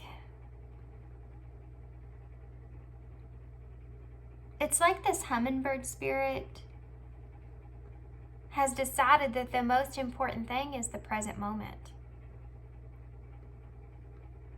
And it is. The most important thing is the present moment that you're in, and how important what you can do, what you can accomplish in one day. How far can you go in one day, you know? As far as just being happy that you're here. That's the energy that hummingbird spirit's in. The here and now. Be here now. Now, this be fearless and bold, the badger spirit here, is the number 4. Now that's that stability, right? It's about having structure there. It's also Cancer energy, the 4th house. It's about home and emotional security as well. Having that base, property, where you belong. And I think that this is kind of advice here, that to find that within yourself. Where do you feel like you are home? I do feel like this bobcat spirit, I have to say, may have some more, maybe very empathic and doesn't understand or realize that they are. And they may need to be looking into that, because that can get you into a bit of a mess if you're not aware of why you feel a certain way. Where are these emotions coming from? I wasn't even thinking about anything. Why am I crying now? That kind of thing. Maybe need to kind of look that up. That was kind of off topic. Sorry guys, but I have to say what a channel in here. So this right here is telling me that advice-wise, somebody may need to make some kind of apology here in this connection that may be a very hard pill to swallow. You know, get stuck in your craw. You know, get stuck in that ability to be able to crow, you know, built like a rooster being able to crock-a-doodle-doo. You get stuck in your craw. It's like a hard thing to stand up and show empathy for someone else and feel remorse for your actions and actually verbalize that openly, vulnerably. It's really hard for the ego to take a back seat to something like that. But the reward at the other end of it is so much greater than the stress and anxiety you feel over, you know, the hurt that you feel over not saying anything. Once you get past that hurdle, it's like you're good to go, you know? And then you don't feel bad anymore. You actually feel better. You got it out. You feel better about it. At least I apologized. That kind of energy, you know? This is saying to be bold and be fearless. Be up to that. If that's you or if that's this person, that's what they need to be. That's what I think that they're working on or working up to.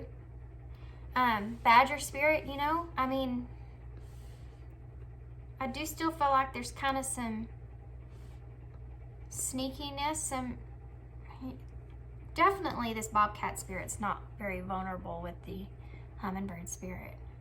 And then saying that you need to offer this, or you need to get to this point, and don't focus on it solely for the hummingbird spirit.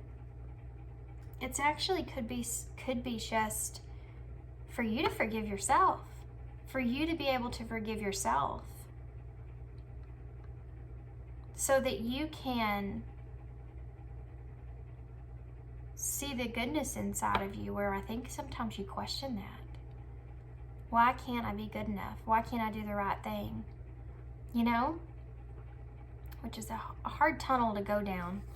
Definitely not a fun tunnel, and can lead you to some very a lot of misconceptions about yourself. You start believing bad things about yourself that aren't true. And some that are true, instead of working on those things or understanding why you are that way, you just are upset with yourself and make yourself stop. Stop being like that. It's like whenever you're a kid, you know, and you know, like a little baby. How do you get onto a baby? Tell them to quit, stop it, don't do that. And they just keep doing it and keep doing it. You know, like at a certain age, it's like they don't understand. They don't understand because they haven't been taught. They don't know why they're doing what they're doing. They're just doing it. And that's the way that you have to address that parts of you that you need to heal, is when you start to feel that frustration with yourself, you should say, instead of saying, stop being that way, quit. You don't do that now. Address what that is, what that feeling is, and try to figure out where that's coming from. Why are you that way, you know? This could look something like, why do I jump out of a relationship before it gets too intense? Well, because I don't want to get hurt. Well, why don't you want to get, why do you have a fear of hurt? You're keeping that fear of getting hurt from the enjoyment of the relationship. So actually you're keeping yourself back from happiness. Well, why are you that way? Well, I lost a lot of things that were dear to me when I was young, you know. And so now that's always terrified me. That's just what's going to happen to me.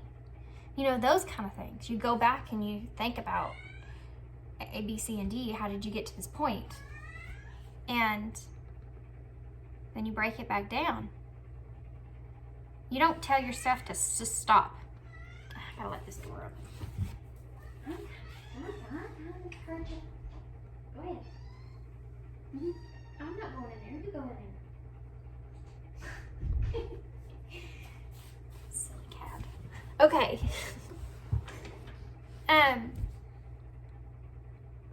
Well, crap. Where was I? Got off topic and now I can't get back into it. Yeah, so you wouldn't tell you wouldn't tell your child it that way, so don't do that to yourself. Give yourself an opportunity to learn where that came from.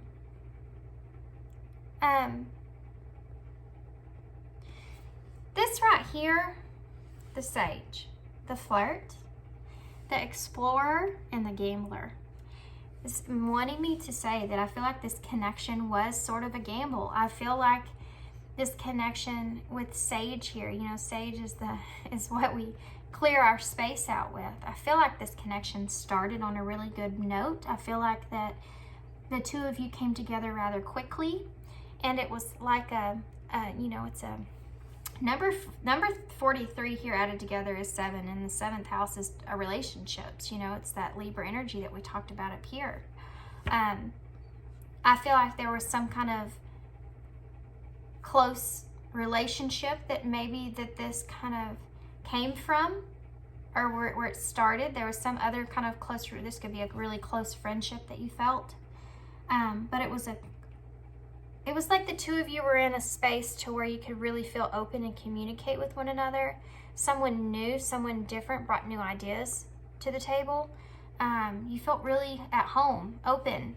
You know, when you're at home, you're free. You're open to be who you are. You don't have to really, well, you can do that anytime. But us as humans, for some reason, we have this idea when we get out around others, we can't be ourselves. So we have to, you know, tackle that down a little bit, because that could be too much for people, you know, in a way.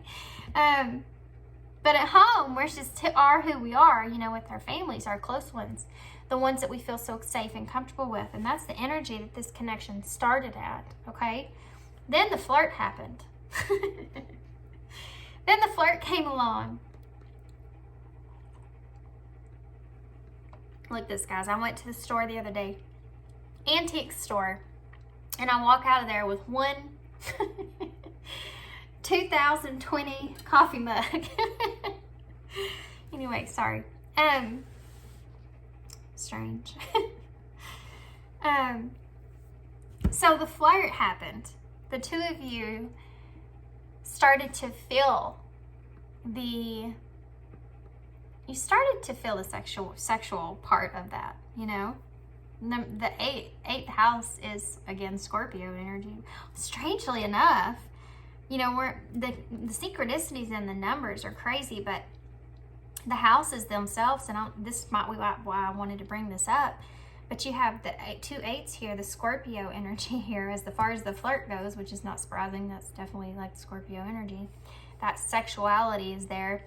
And then the 43 and the 34 add up to 7, and these two are the Libra energy, you know, the 7th house, which is that relationship and marriage.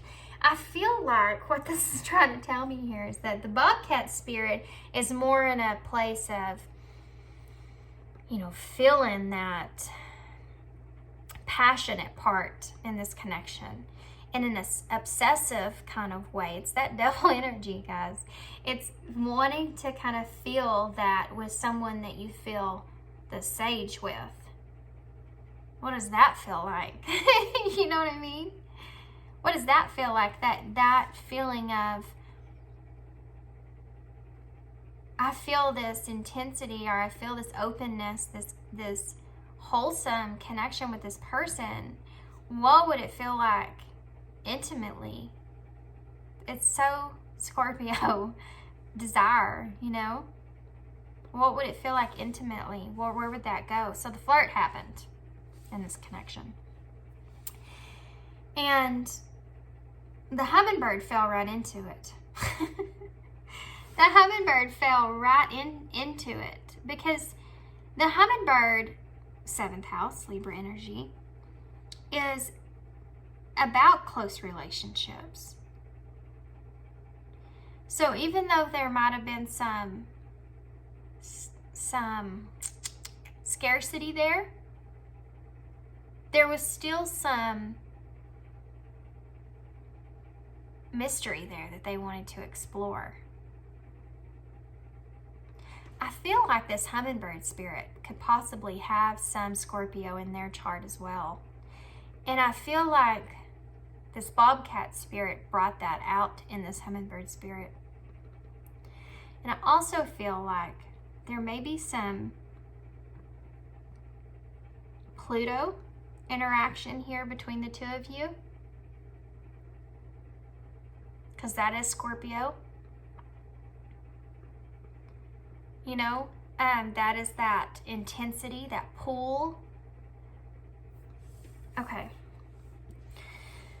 So the explorer, number 28. So you explored this connection.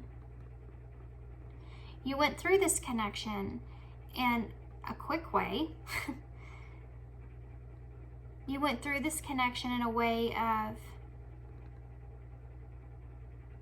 two things that they're telling me with these two cards, I'm pulling two different things out of these cards here.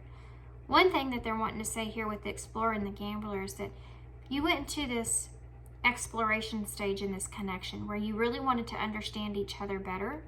You started to explore and more in depth on a more intimate level one another and the energies.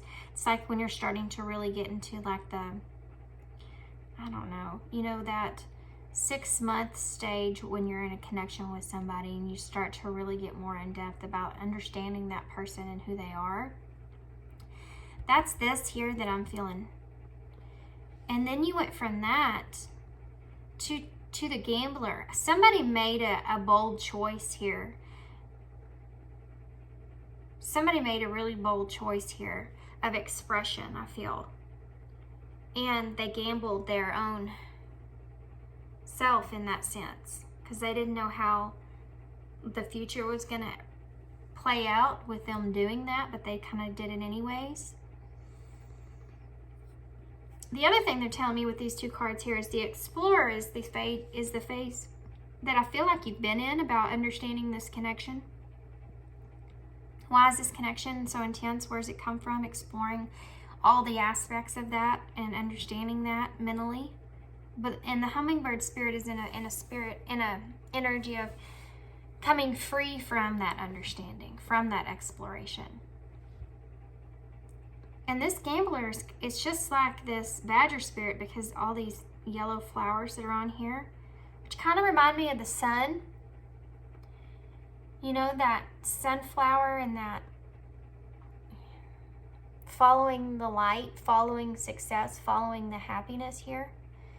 It's almost like the gambler following the happiness is all set in the future here, is all telling me. I think one of the messages, advice-wise, is to take a bold move, gamble on interacting with this other person. Or somebody needs to make a move here. If it's not you, it's not this hummingbird spirit, okay? I feel like it's the bobcat spirit, but take it how it resonates for your situation. It could be different. But I feel like this is definitely something here that needs to be said, is that there needs to be some kind of creative spark here. That somebody needs to take a move here and make a gamble at this. And it could have to do with that apology we talked about. This will help the two of these people, if they've been in no contact, have a union here. That's the number 4, and the number 4 in tarot is union, and it reminds me of union with the dress up that the badger's wearing for some reason. Reminds me of union energies.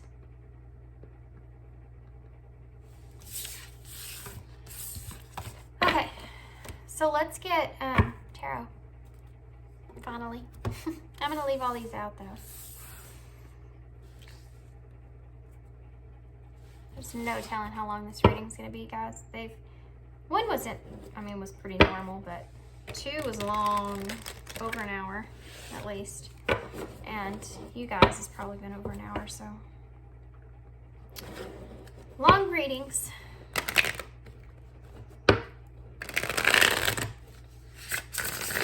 I'm trying to use this energy that I'm feeling while I have it. I feel really in tune with my intuition and connected here, and I want to use it while I have it. There's a reason for it. These messages need to get across to somebody here.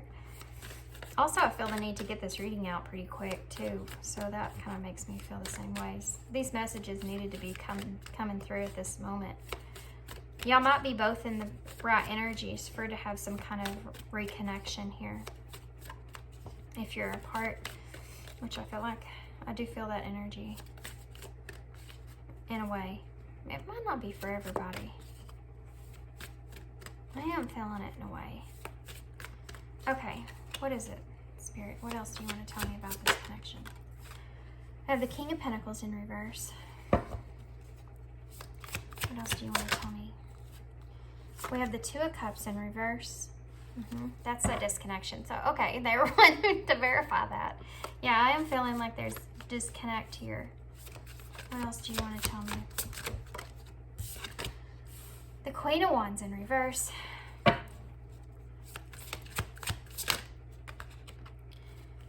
The Knight of Wands in reverse. The Five of Wands in reverse. Y'all don't be scared of these reversals. Not all of them are bad. Just the most important one I'm seeing is not bad, so that's good. What can you tell me about this Nine of Pentacles? We have the Devil in reverse. Not surprised we're seeing that. Why is the Two of Cups here? That's that Capricorn energy we were talking about earlier. They just gave me a damn story here. For the Two of Cups in reverse, we have the Emperor, the Two of Wands, and the Four of Pentacles. I'll put that here. We'll explain that in a minute. Why is the Queen of Wands in reverse? We have the Nine of Swords. Why is the Knight of Wands here? We have the Ten of Swords. Why is the Five of the Empress in reverse? We have the Emperor and the Empress out on the table. Not surprised. And the Star is the bottom of the deck, because I did tell y'all Seven of Swords is under that. With the Hangman. And the Seven of Wands is under that. Also, the Star is the number 17. You actually have 7, 7, 7, 7, 7. With the Hangman, what? No, so 7. Luck is on your side. You're doing the right thing. Keep this in mind moving forward. Whatever you're thinking about, contemplating doing, they're wanting you to do it. There's been 2 messages in this reading so far about you moving forward with those plans. So I have to say that, okay? And it has to do with the future of something here. You kind of, something that you've been carrying kind of secret with you for a while. You're gearing up for something that you've been ready to kind of move towards or face. It could be this hummingbird spirit and that apology we talked about, okay? But you're in this energy of wanting to do that. The Hangman here. You're in this, good God, get out of me. You're in this energy of this introspection, the state of introspection, and you're ready to kind of release yourself, which is good, because you don't want to be in an energy of regret, or all those energies we told you would go back and you'd have to kind of figure out why you are this way, why am I this way, that kind of thing. Kind of facing that truth, facing the vulnerability, and understanding that you'd feel better in the end. That's a message, guys, that really, really needs to come through. I do feel like there's some sense of lack of confidence in this situation. I'm getting that message too, twice. You have the Seven of Wands here in reverse with the Queen of Wands here in the middle of your spread in reverse. So even though you're wanting to come to a more positive place with this hummingbird spirit from wherever you were, you don't know where this hummingbird spirit lies first off, because again, they're in their own they're in their own world here. You are a part of that, their world. But they've detached themselves in some sort of way from you. You're not, it's like that.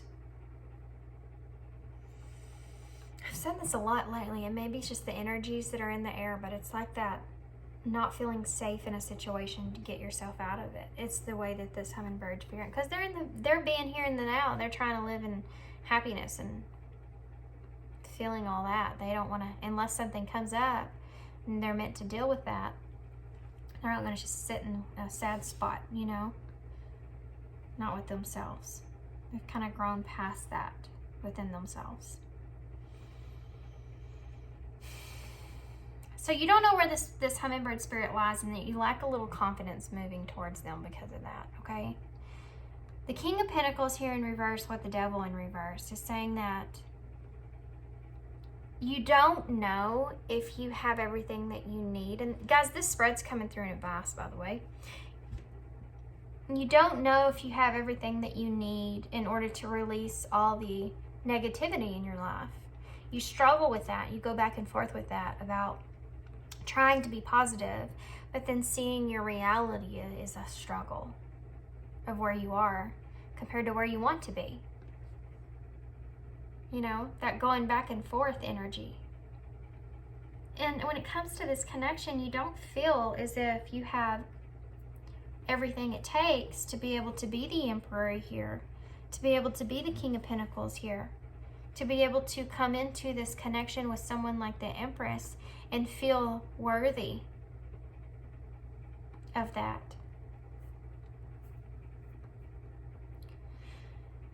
So you're moving in a direction of trying to find the security within self. You know, you're keeping things to yourself, including this connection. You still carry it with you. You still keep it with you, even though it's not together at this moment in time. You have the Emperor, the Two of Wands, and the Four of Pentacles. You know, you're still holding this connection to where you're trying to take a direction of being able to have security here. And looky there. There are chameleon looking things on this tree. How strange is that? This is a brand new deck. I did not know there were chameleons in this deck. Crazy. We talked about that when it comes to your energy, about you having that, being in that, you know, you're tapped in, you're aware that you're in a chameleon type energy. It's something that you question, but you're not ready to really get out of that at this moment. But you are holding on to a future opportunity with this hummingbird spirit at some point. The love is there. But this heart's upside down in this card. You're feeling the disconnection. But you feel like your heart is not in a place to give. You feel like your heart's not worthy. You don't want to hurt anybody. You feel as if you only do that is hurt people. You're wanting to be a better person. You are. You really are in a place of wanting to take control of your own life, and you know that you're getting that and feeling the way that you are is because of this hummingbird spirit and how much you've kind of grown past where you used to be because of this hummingbird spirit, interacting with this hummingbird spirit, that connection. You know that. So the Queen of Wands being in reverse with the Nine of Swords here. It's almost like you want things, you want to be able to come up out of this anxiety, which I feel like you are now. I feel like you've probably recently went through a period of where you weren't maybe sleeping through the night. You had a lot of thoughts of this hummingbird spirit, and there was some anxieties that come up with that. And the idea or thought that knowing that there has to be some kind of expression in this connection of some sort, or interaction, or talk in some sort, heart to heart maybe, feeling that urge to need to do that is there, and that was causing anxiety for you. You've decided that you're not in confident enough place to be able to come to this hummingbird just yet. Now the push from spirit is there on the other side of that, but you feel right now you're still kind of trying to find the confidence. It's not to say you won't, and you might tomorrow. You know, who knows what kind of energy what epiphany you'll have, or whatever it is to get you into the space you need to be in. But you're getting there. And right now you're having the good news. The good news is that you're actually having that. It's like your spirit guys are like, well, they still don't get it, but they're getting there. And the good news is that they actually had oh my God.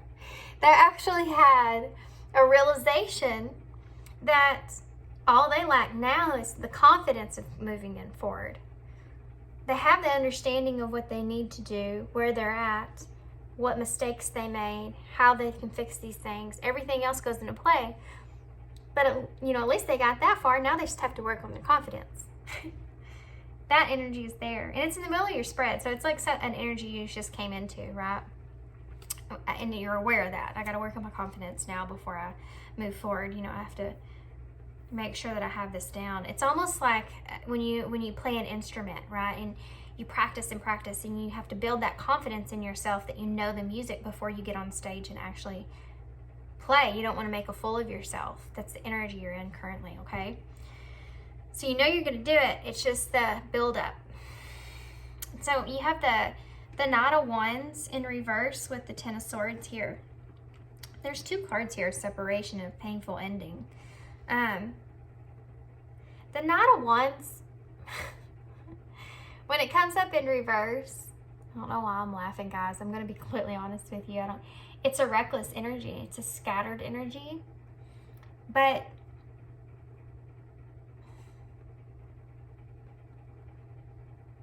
it's an impulsive energy. In a way, you kind of feel this impulsive, this impulse on you to do something because you're afraid in a way of this Ten of Swords. And not only, it's like you're afraid of the Ten of Swords taking place. You're afraid of the Ten of Swords, this person feeling the Ten of Swords when they think about you. That's a heavy pill to swallow. It's like you don't want, because you see this person in the way that you do, you don't want this person to be somebody that looks at you in the future and thinks about you in a Ten of Swords way. Which is someone that caused a lot of pain for you, someone that destroyed something inside of you, someone that betrayed you in some kind of way. You don't want this person to see you in that way.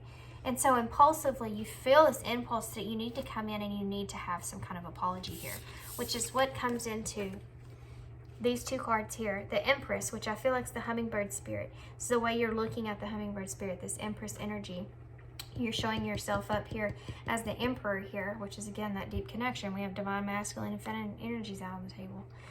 The Five of Wands being in reverse is that energy of wanting to fix things. Wanting to have a resolution. Wanting to respect each other's differences.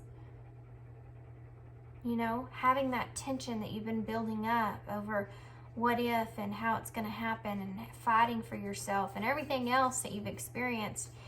It's now at a point to where that battle is kind of over within yourself, and now you just want there to be a resolution. It's like being in court and trying to justify something within yourself forever. Long court, all day court. And then you get towards the end of it and you finally are like, okay, now we got everything out on the table. What's the closing statements? What's the last part that you need to do when it comes to this Empress to make a resolution here? you know, to have that final closing of that chapter and respecting one another in that way, showing your respect for the hummingbird spirit in that way, and seeing how the hummingbird spirit respects you in that way. Transformation taking place here, and it hadn't happened yet. The Empress is in reverse because it hasn't happened yet, and the Empress is in reverse because you don't know how this person's going to react to that, but that's where your braveness comes in, your confidence comes in. That's all you need is confidence. If you have confidence within yourself, it's really all you need, guys. Doesn't matter what anybody else says. You believe in yourself, that's all you need. Okay. So let's see what this person would say to you. What would the hummingbird spirit say?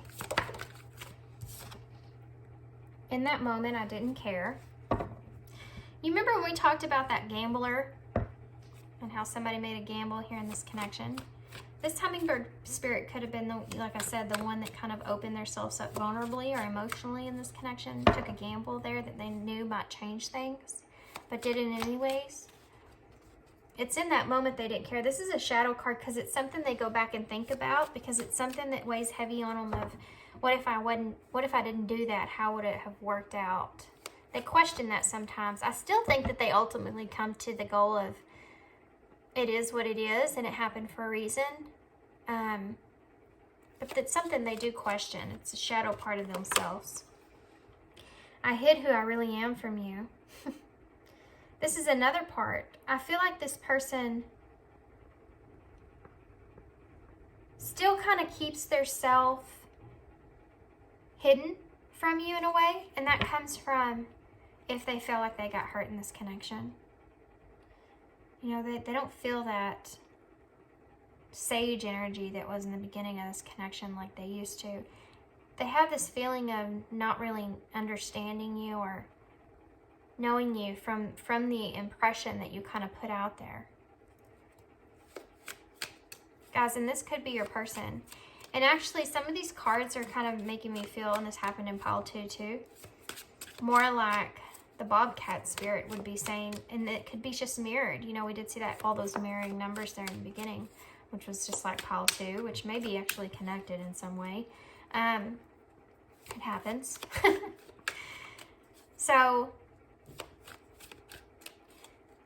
this could be the bobcat spirit as well. In that moment, I didn't care. There could have been something that you're thinking about. It's bobcat spirit. Something that you didn't feel like you cared in the moment. You maybe said or did something, and that's maybe the apology of the reason that that's coming up. And you may have hid who you really are. You may have, you know, you were, like I said, you were very introverted in the beginning. Okay, we have all these cards that just came out. I am becoming a better person. That's something that I said about you, is getting rid of that negativity there, and I feel like the hummingbird spirit's already a part of that. You are not part of my plan. Life is a mystery, isn't it? That stuff comes up all the time, gets thrown at us, and we're like, well, this isn't what I was planning. This connection was not part of your plan, not part of what you have wanted to have in your life, was not something that you ever expected, especially the magnetism or the intensity of it. I couldn't tell you face to face. You left this person in a way of leaving them hanging from, you made this person, it's like, I'm getting this image in my head of someone that is standing there that takes their mask off in front of you, and you look at them and don't make them feel good about it. Yeah. Here comes the triggers, guys. I just felt it. Just be prepared here. You didn't make this first person feel good about opening up emotionally. And it's like they bent down, they picked up the mask, and they put it back on when it comes to you. And they feel sad. I think that made you feel sad, what I just said.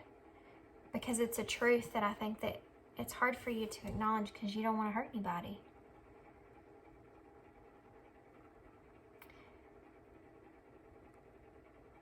But it's it made them feel as if they can't be vulnerable in the same way anymore when it comes to you in this connection.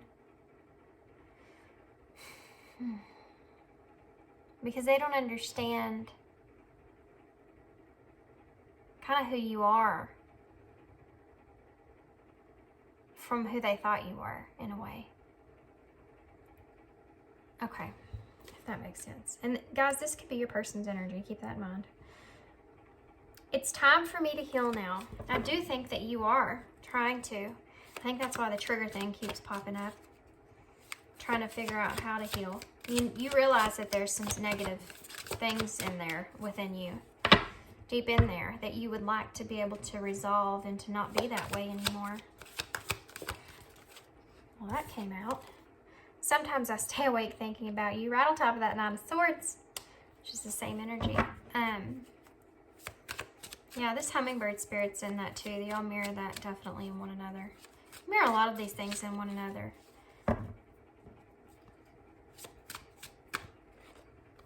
I lost myself for a little while. I hope I'll see you again sometime. That's the star energy, that wishful thinking, that hope, carrying that hope that things can be different, you know, things will change. Speaking of change, let's see what the future of this connection is in these energies, okay? What's the purpose? Where is this connection? Where should this connection be headed? Not to say that it will, guys. Energy changes, freedom we have, so what should the energies be in the future? We have, okay, that wanted to come out. Did y'all see that? So we have stress and confusion here. So that's the energy I feel like you're in at this moment. Kind of being at a crossroads there.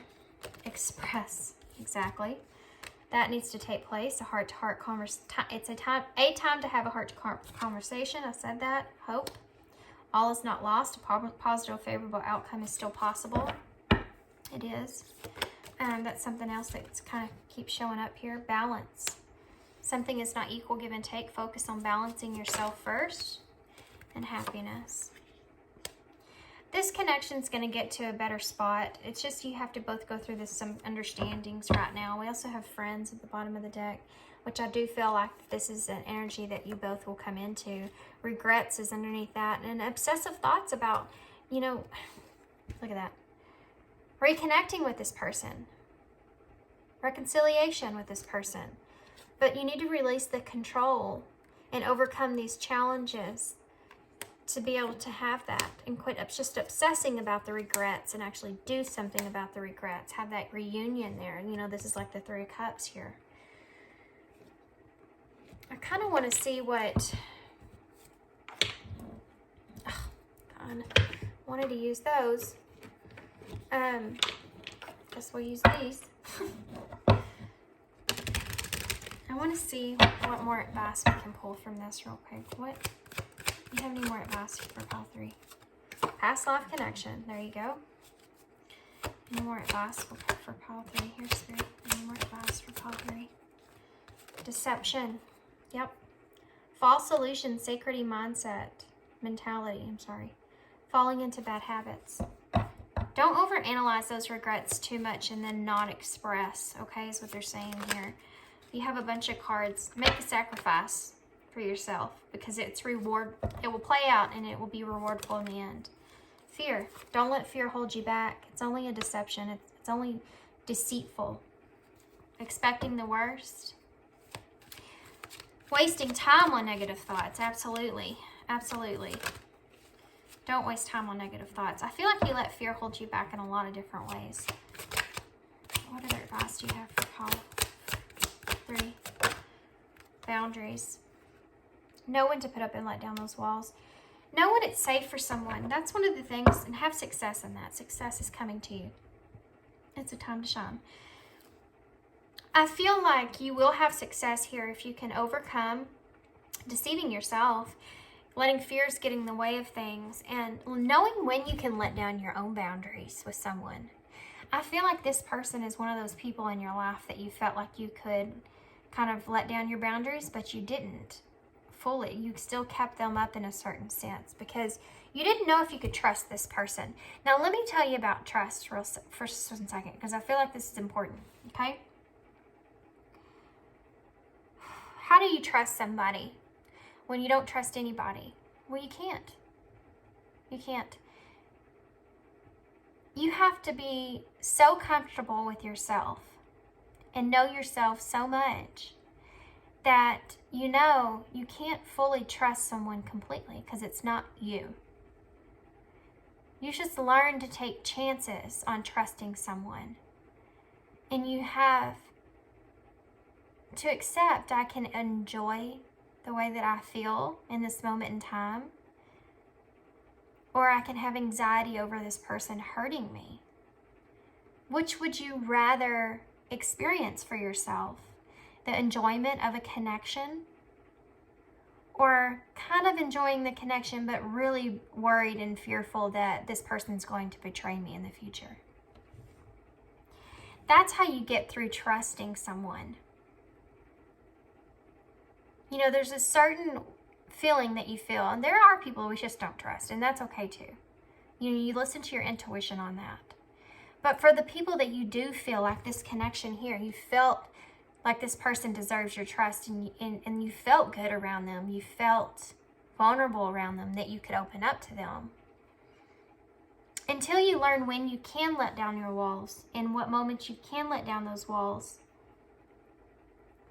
and allow yourself to do that, knowing that you could have a great experience in that at that time, or in that moment, or whatever it is, and allowing yourself to just be free and happy, you know, not holding yourself back, then you'll never be able to experience true happiness or success, or overcome obstacles in your life. You have to remember that, you know, this is your life, and do you want to live it with fear? Do you want to live it with being deceptive to who you really are? Do you want to live it and having too firm of boundaries? You don't ever let anybody in, so you can't have really enjoy close connections in the way that you can fully enjoy it. You know, that's like, I just got the weirdest image. That's like going to the public pool, which I'm not saying that that's a good thing or a bad thing, but just saying, like, going to the public pool and there being the huge pool there, or a little bitty, the kiddie pool. It's like when you experience connections, and because you have no trust there, you feel like you have to trust someone so in depth before you open up. You're actually going into the connection when you feel that, like you feel in this connection, that you can be open. You're only going to be open enough for the kiddie pool. So that's the experience that you're going to have. You're not going to get to enjoy the deep down dive of the water, or, you know, the high slide, or the diving board, or anything like that. You're not going to be able to enjoy all that experience of how great it could be, because you're in the kiddie pool. Do you see what I'm saying? You have to know when you can let down those walls and have those experiences and enjoy them to the fullest, and when you listen to your intuition telling you maybe you should keep a boundary up a little bit with certain people. You have to be able to learn that within yourself. Okay, so let's get some. These are postcards from Spirit. These are awesome letters directly from Spirit. So let's see what letter. And these are so. I just love these. These are so awesome. The messages have been resonating so well with the reading, and it's just been great. Okay, so let's go in for you guys. Then I'll stop talking. Okay, we'll take that one. You are magic. That's crazy, because we talked about the mystery of life and you experiencing all these new things like coming to the surface and things, right? So let's see what yours says. Dearest you, pump up the magic, bang the drums, get on up and start that hustle towards your goals and your dreams. There are times to be still, but this is not one of them. Now is the time to make that first move. Say yes to life. pick up the phone, make that decision, and take that one step towards the gods or us. Expect a cascade of changes, good news, and opportunities to show up as well by magic. Well, you know it's really spirit and all of us moving things around for your benefit.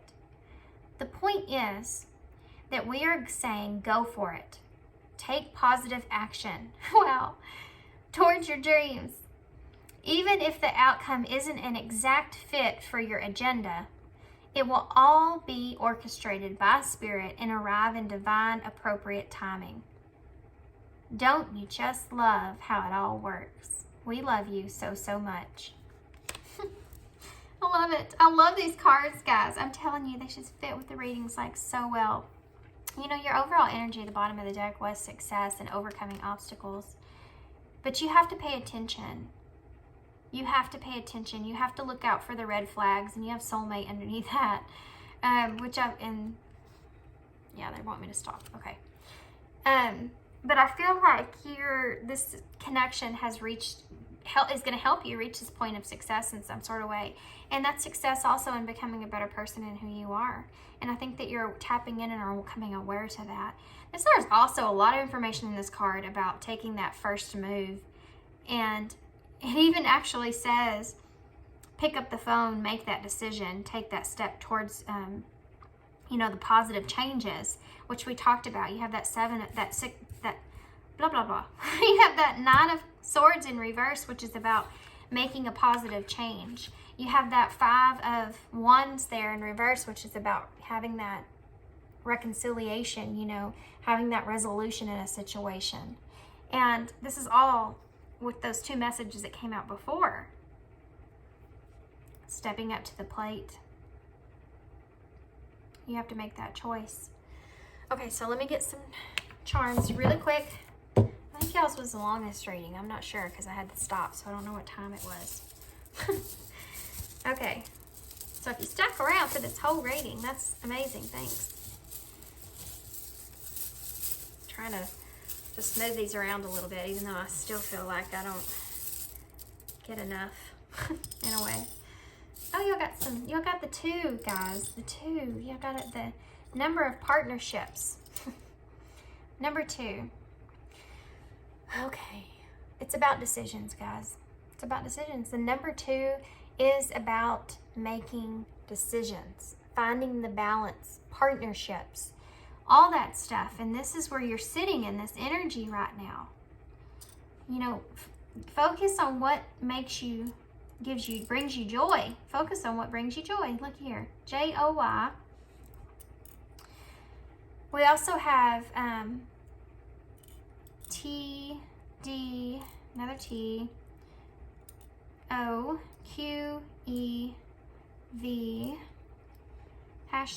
#A heart,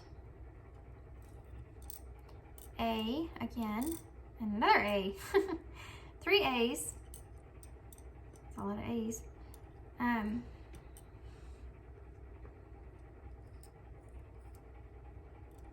There's not a whole lot you can spell with the same letters. Todd is here. Might be somebody. For somebody.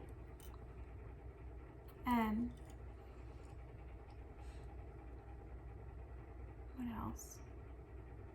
There's not a whole lot you can spell here, guys. Joyce, this is the main thing here. Okay. I'm going to leave that there. I'm going to let y'all take those. If y'all see anything I'm not seeing that's not standing out to me, for whatever reason, please, can you put it in the description box if you can, if you will. These could be initials. These could be first, middle, last initial. Any kind of symbol or sign that just sticks out to you. Even the number 2 itself. Whatever it is for you. Okay, so I'm going to leave that there. I'm going to let y'all do that if you want. You don't have to though, okay? So if y'all want a personal reading from me, I'm sorry, I got so sidetracked. I was thinking about the number 2 and it really threw me off. I was thinking about what all number 2 means. And one of them is it's a sense of self-worth. Self-worth. It's Taurus energy, 2nd house. So I feel like this connection may be helping both of you with your self-worth in a way, you know? And I feel like the hummingbird spirit's kind of already reached that point, but okay, sorry, I had to say that one last thing. I'm gonna leave you there now. I hope you enjoyed this reading. I hope it resonates. I hope it makes sense. If you want a personal reading from me, my information for that is down below. And yeah, thanks so much for being here. Thanks for your kindness, your support. Thanks to Marina and also Mary, who sent the spirit animal cards, and Marina, who sent over the Shadowscapes deck. Thank you so much, guys. And yeah, that's all I got. Hope to see you again. Bye.